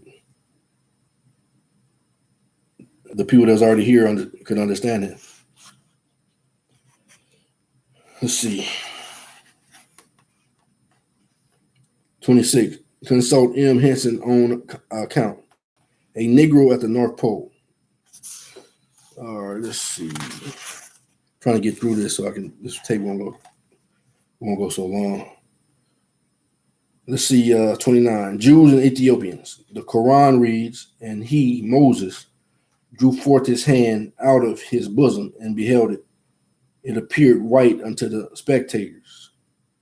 And put thy right hand under thy left arm, and it shall become forth white. Sel al-Quran, page 257, 1784. Sel adds that there's a tradition that Moses was a very swarthy man. And swarthy means dark-skinned man, brown-skinned man. Page 128. Sir T.W. Arnold says, according to Mohammedan tradition, Moses was a black man. The Preaching of Islam, page 106, Westminster, 1896. The Vulgate in the Modern Bible says that Moses' hand was leprous as snow, but the Septuagint Bible, which is the oldest translation, dating to about 150 BC, according to the Quran, The Septuagint says that Moses' hand became as snow, and that when he placed it in his bosom the second time, it would restore to the complexion of the other flesh. Exodus 4:6. Here is the clearest possible inference that the Bible lay in turning a black skin white and then changing it black again. I have similar references on this subject. The argument so often made that Miriam's objection to Moses' Ethiopian wife was one color is wrong.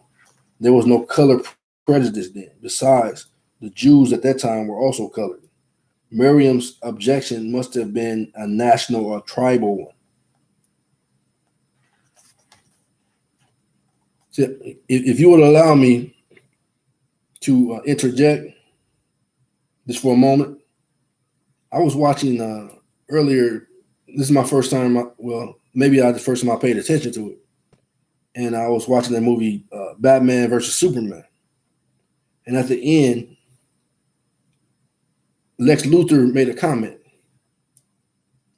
He said that God, he made, and this is letting you know that they know, because they put this in the film. He said God chooses sides. He's tribal.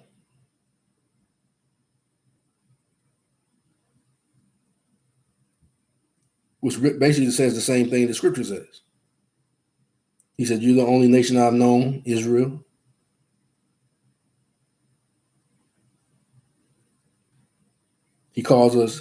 He changed Jacob's name from Jacob to Israel, which is the 12 tribes, his people.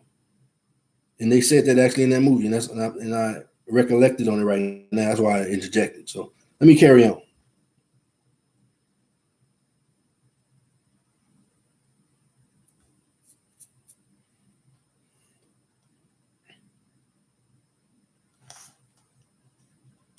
The Miriam objection must have been a national or tribal one, the same as exists among the Negroes on the West African coast and among the Jews themselves in India. Tacitus says, many again says that they, the Jews, were a race of Ethiopian origin.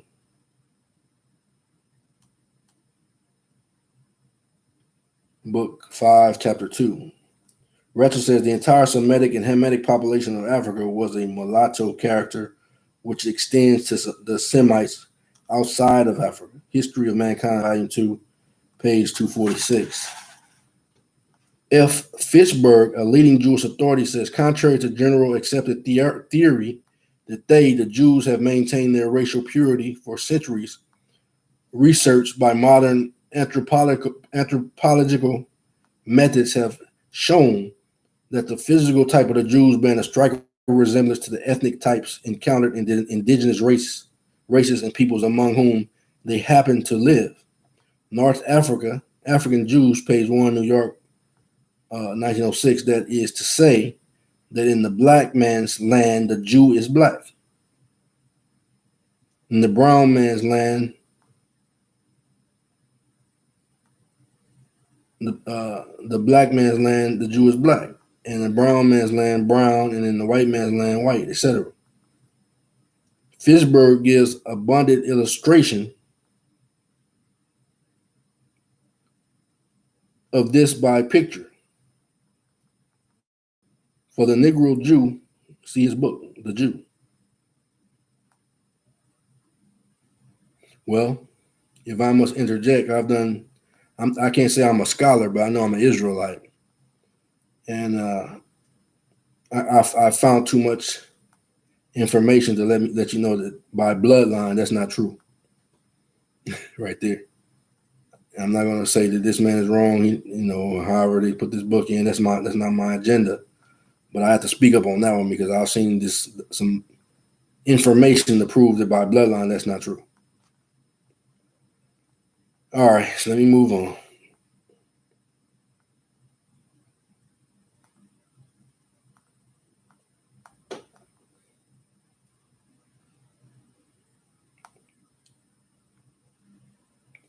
As regard to the Negro origin of the Jew, Count Adam Gorowski of Poland says numbers of Jews have greatest resemblance to the American mulattoes. Sallow carnation complexion, thick lips, crisp black hair. Of all the Jewish population scattered over the globe, 1/4 dwells in Poland. I am therefore well acquainted with their features. On my arrival in this country, the United States, I took every light-colored mulatto for a Jew. Sir H. Johnson attributes much of the prejudice against the Jew to the latter Negro origin. He says, in the Jew, as in the Egyptian and the Moor, there's a varying but still discernible element of the Negro, derived in the case of the Jew from the strong infusion of Elamite blood, in the case of the Moor from the obvious connection with the Negro. World position of the Negroid in G. Spiller, Universal Racist. But this new viewpoint is wrong. There is very little or no prejudice against the Negro in Europe, outside of England. In Guyana, the darkest Negro are welcomed in place from which the fairest Jew is born. Moreover, this opposition against the Jew is to be found even in the black and brown men's islands. Algeria was recently the scene of much anti-Jewish rioting. For the classing together of Jew and Ethiopian, see Amos 9 and 7. Jew, see in Amos 9 and 7, say, aren't you like the Ethiopians unto me? Let's see.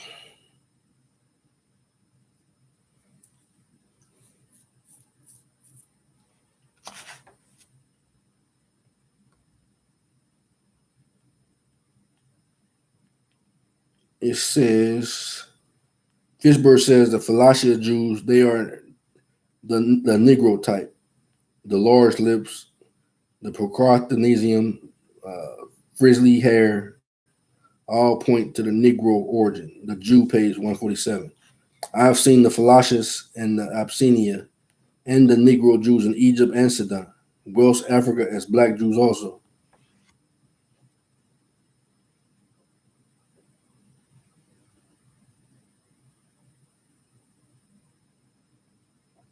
Okay, it says biblical chronicles were no longer to me merely ancient religious history. They became the records of the life of a people, not unlike the Falashas. Chapter among the black Jews in Africa, last empire. While the Ethiopia, I visited the Falasha school established by Dr. Faithowitz. The boys were all jet black with woolly hair. Let's see.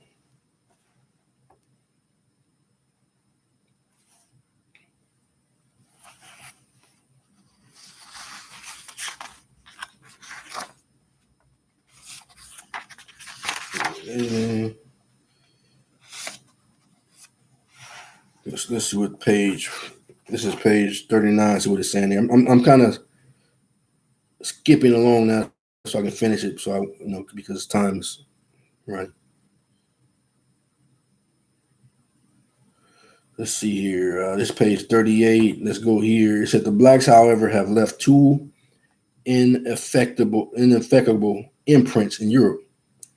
The horror of the dragon, which was the emblem of their kings, and our idea of horror of the dragon, which was an emblem of their kings, and our idea that evil or the devil is black. The Negroes returned the insult to the white race by making the devil white. During the time of their sovereignty, the blacks had religious centuries in Upper Egypt and India. Their cyclopedian cities embattled the mountains of Africa, the Caucasus, and Central Asia. All right, let's see. What else we want? Skip a little further down. As regards the Black Christ and Virgin, Romain Rolland noted French writers say, why are the majority of the virgins that are revered in the celebrated pilgrimages black? At Bergen or Sunmore, the sailors still carry a black virgin in procession. Let's see. Tradition says that it was Saint Luke who knew personally the mother of Christ and carved with his own hand the majority of these black virgins. It is interesting to know, therefore, that if the mother of Christ was not a Negro woman, how it happens that she is uh, black in France, Switzerland, Italy, Spain, intermediate de Quiricus, et des Corrix, volume 34. I'm difficult to pronounce those words for me. So, volume 34, page 193. It says, Gerald Massey says that the Black Jesus is a well-known form of the child Christ worship in the continent European, where the Black Bambino was the pet image of the Italian church, as popular as Krishna, the Black Christ of India, and unless the divine Son was incarnated in black flesh from the Black Sut Nasi, the Negro image of the earliest God. And finally, the Black Jesus of the Christian cult, the son of the Virgin Mother of the Romish Church, Book of the Beginning, volumes 2, page 1, point 1, page 300, 340, London, 1881. Let's see. 51. The Ethiopian king in question was Shabaka, popular called Sabakan, founder of the Ethiopian dynasty and conqueror of Assyria, of whom Diodorus Siculus, who traveled in Egypt 60 BC, said, Sabakan, an Ethiopian, came to the throne, going beyond all his predecessors in worship of the gods and kindness to his subject. Book 1, chapter 5. The original document came from Ethiopia and was about 2,500 years older than the copy according to Breasted. He says priceless are the mutilated passages which still remain legible on this venerable block. We learned something, and it is the origin once from the line of stately hieroglyphs at the top, where we find the name Ethiopian Pharaoh who ruled Egypt in the 8th century BC. All right, let's see. Move on.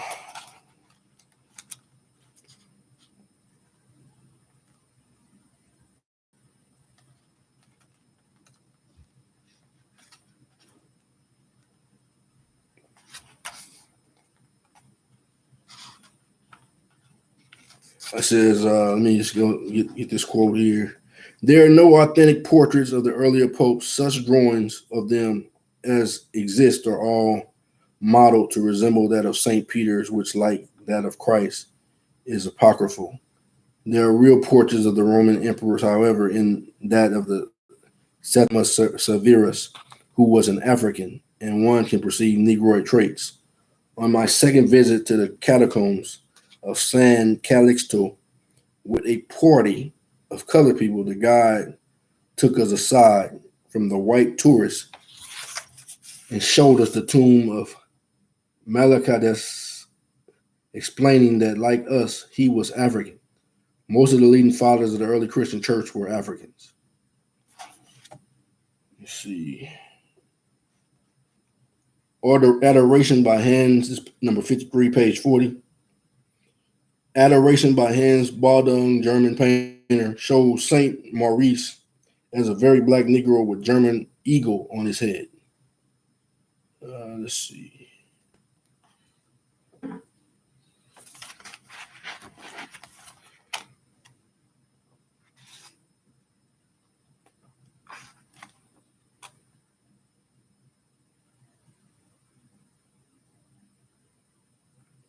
This is page 42, 60. Recently, a much heralded wedding took place between this family and the royal family of Sweden. It happened that there was a Negro strain not too far distant in both the bride and the bridegroom, since the latter was descended of Bernadette, who was colored. For the marriage of the descendants of the Negro John VI and Pedro I with other royal houses of Europe, including that of Italy, see F. Rango, Les Maisons Souveraines de l'Europe, chapter Brenes et Portugal, and Sex Couple Gata, Stockholm, 1878 and 9. All right, let's move on.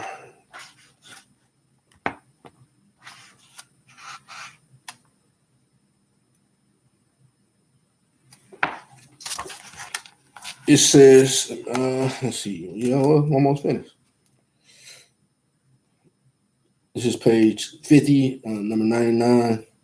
The various U.S. Census report consistently show that Afro-Americans are longer lived than white Americans. Okay.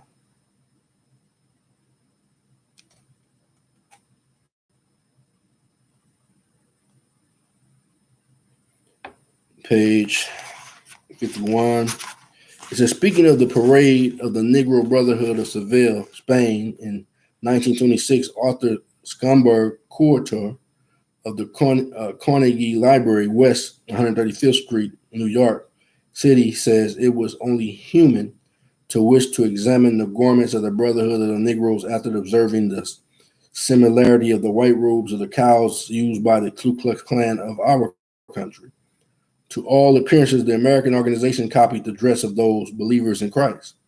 Not even in garments, it seems, is the American order original. They are evidently copied faithfully from a very sacred brotherhood whose devotion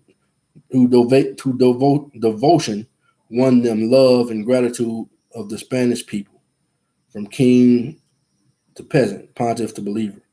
Opportunity MAGA, page 164, June 1927, New York. Today, the descendants of these Spanish Negroes are quite bleached from mixing with other white neighbors. But old Negro traditions remain. The Negro Church of Nuestra Senora de Los Angeles in the Barrio Carmona is still maintained by them. Priests, guides, and other Seville informed me that garb is exactly like that of centuries ago. From earlier information, these Negroes, as they are called in Seville, see Zunigas Annals de Sanville, published in Madrid in 1667.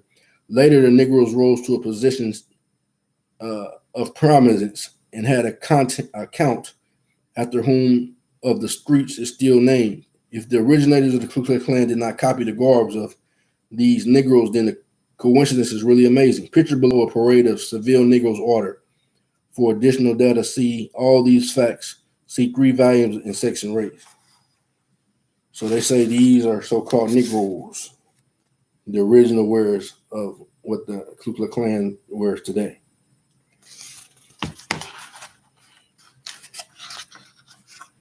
Then it goes on to list the great men and women of African descent and on and on. And congressional winner, not a word. Nature knows no color lines, the Negro ancestry in the white race. Let's see. Thanks to slaveholders of America, belief that the Negro has contributed nothing to the world civilization has come to be an accepted fact.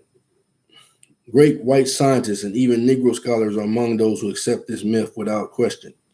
For instance, Professor Arnold J. Tynaby, often called the world's greatest living historians, echoes this belief.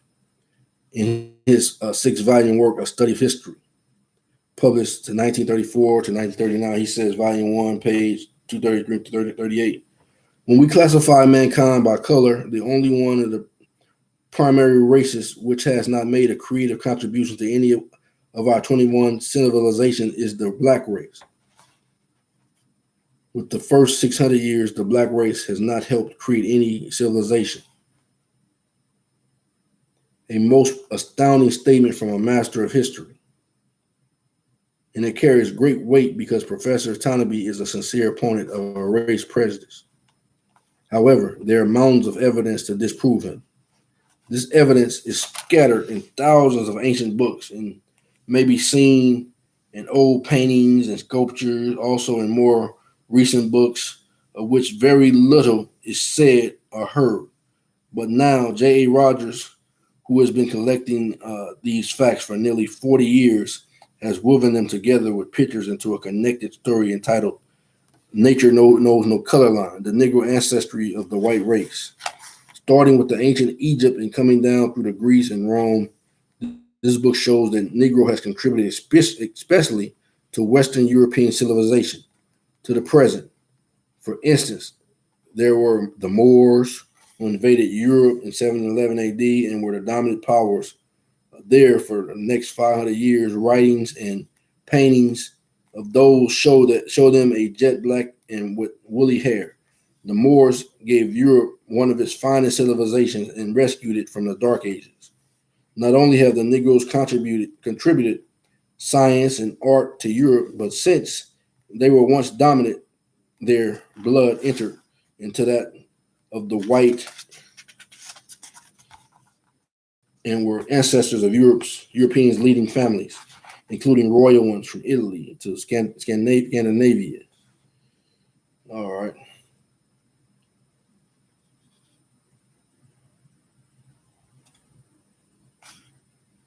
Let's keep on down. So hundreds of pictures in the book clinch the facts, giving are over 200 pictures of Negroes in the coats of arms of these great European families, some of whom signify ancestry from Negroes. Many additional pictures from the ancient Egypt down through the centuries to present day Europe are given, including offspring of American Negro soldiers in World War I and II. These chapters with pictures deal with race mixtures of the United States. Most of the hundred of pictures given are rare. One of the Queen Charlotte Sophia, a German princess consort of George III, shows her Negro strain even more than the one given in sex and race. Queen Charlotte was grandmother of Queen Victoria and ancestress of George VI. Another picture shows a descendant of the cousin of George VI from the Negro favorite of Peter the Great of Russia through Pushkin.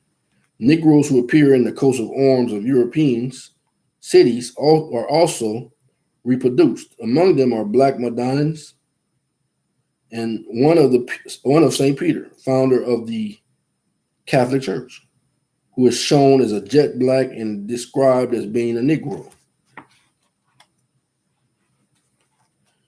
Let's see. Negroes who appear in the coats of arms of Europeans also reproduced. Among them are Black Madonnas. Okay, that did it.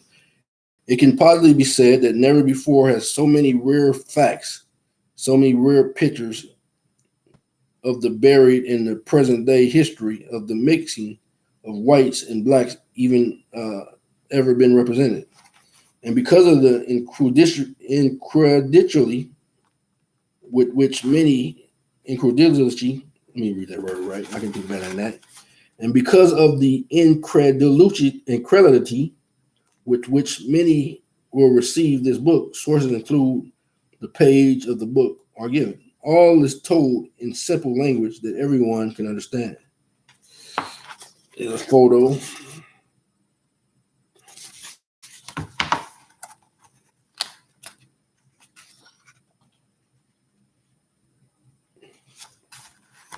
Let's see what else we got.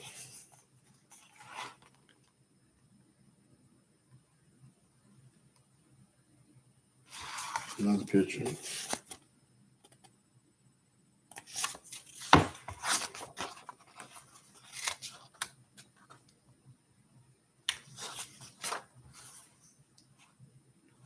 Another title, it says on World's Great Men of Color. Another one says From Superman to Man. Sex and Race. The African American in the Making and Saving of the United States. Amazing Revelation in the Story of the Negro in America. The Truth at Last.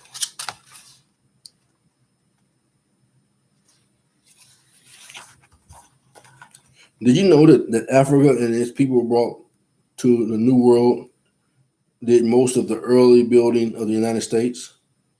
A white Texas judge praising his black mammy said recently, this is page 69, the first nutrition I ever received came from the bosom of a Negro woman. The same is true of America's first economic nutrition. It came from the bosom of Africa. Did you know that without the Negro help, the American Revolution could not have been won? Also, the War of 1812. That Abraham Lincoln said 5 times the Negro was the decisive force that won the Civil War. He said that he used them because I felt that I felt we had reached the end of our rope, that we had about played the last card, that the Negroes owned white slaves in America. These and many other facts are given with proof and hundreds of pictures. Let's see.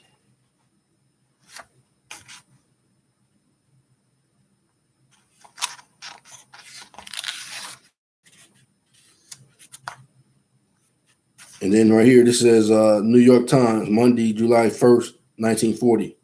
Negroid blood in Hitler's Aryans. Ancestries traced in book on racial mixture published in Berlin. Charlotte, the Soviet Queen of England, consort of George III, great-great-grandmother of George VI. She notes on the illustration in sex and race. All right, I'm almost finished. Let me do one more thing. Hold on.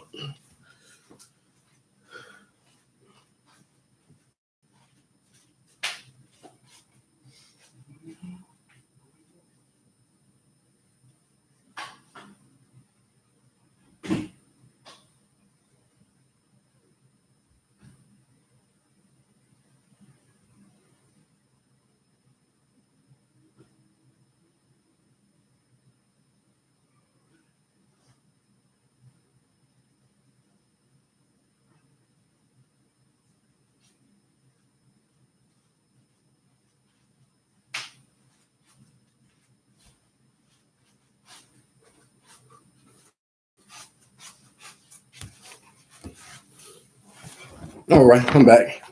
This book here has been out, and I've had it for a while. But this statement that's in this book, Negro blood in Hitler's Aryans, kind of makes me, it drew interest in me to go here. Read this. Show you. No, you've probably seen it before, but if not.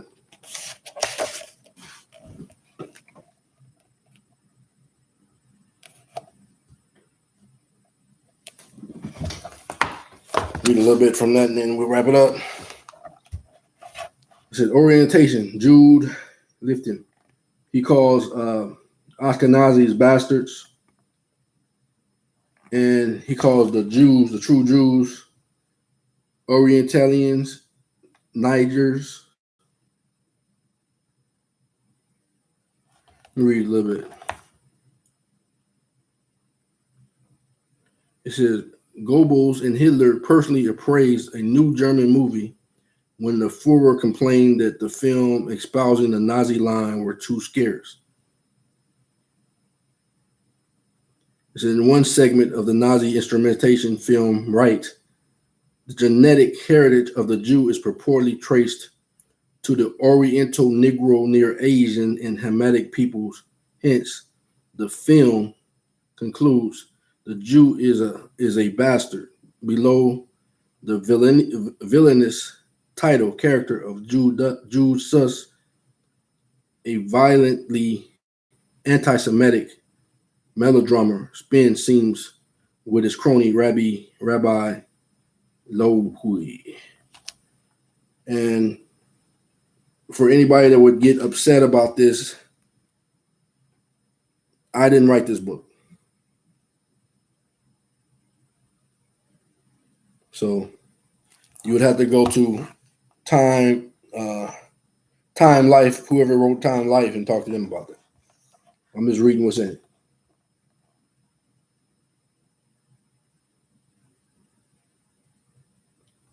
It says movies hinting at horrors to come. To Joseph Goebbels, films were one of the most modern and scientific means of influencing the masses. Though the German film industry remained largely in private hands, every movie needed the imprimatur of the propaganda ministry before it reached the screen.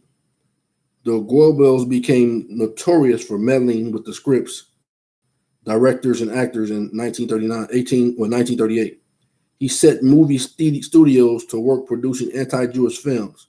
In addition, a special team was assembled at the ministry itself to undertake a project called The Eternal Jew. The result, a virulent 45-minute heritage billed as a documentary. The film featured a lingering look at kosher animal slaughter, imputing sadism and bloodthirstiness of the Jewish race. Jews were likened to rats and other vermin. They carry disease, warned the narration. Such films, which depicted the Jews as a plague to be eradicated, hinted darkly at the real life horrors to come.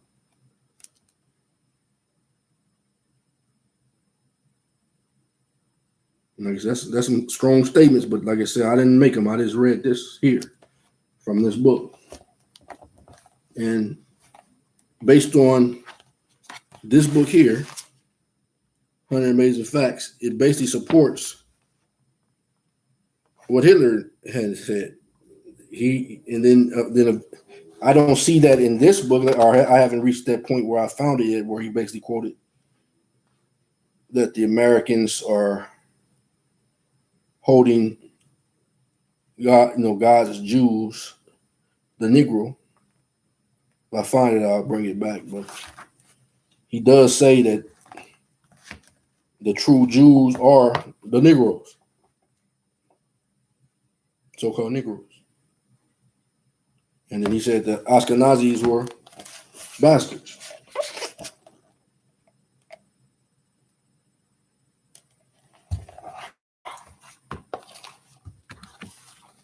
So only obligation I have is to share with integrity and truth. And like I said, I did not write any of these books. I'm just sharing what's in them. So if anybody has a problem with anything, they have to go back to Time Life and talk to them.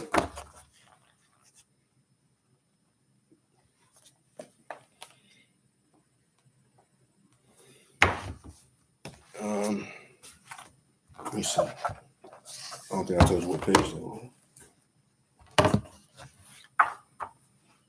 This was page 132 through 133 of Time Life. And then, like I said, if he said that other part, it has to be somewhere else in the book. It's not on that page. But I'll look for it. But he does say that the so-called Negro are the Jews. And it's supported by other things, other knowledge. And then, like I said on here, 100 Amazing Facts, it says Negroid blood in Hitler's Aryans. That's on page, I guess it would be 72 to the last page of the book. Now, you have to be a very ignorant person to be angry over what's written in a book by your own people.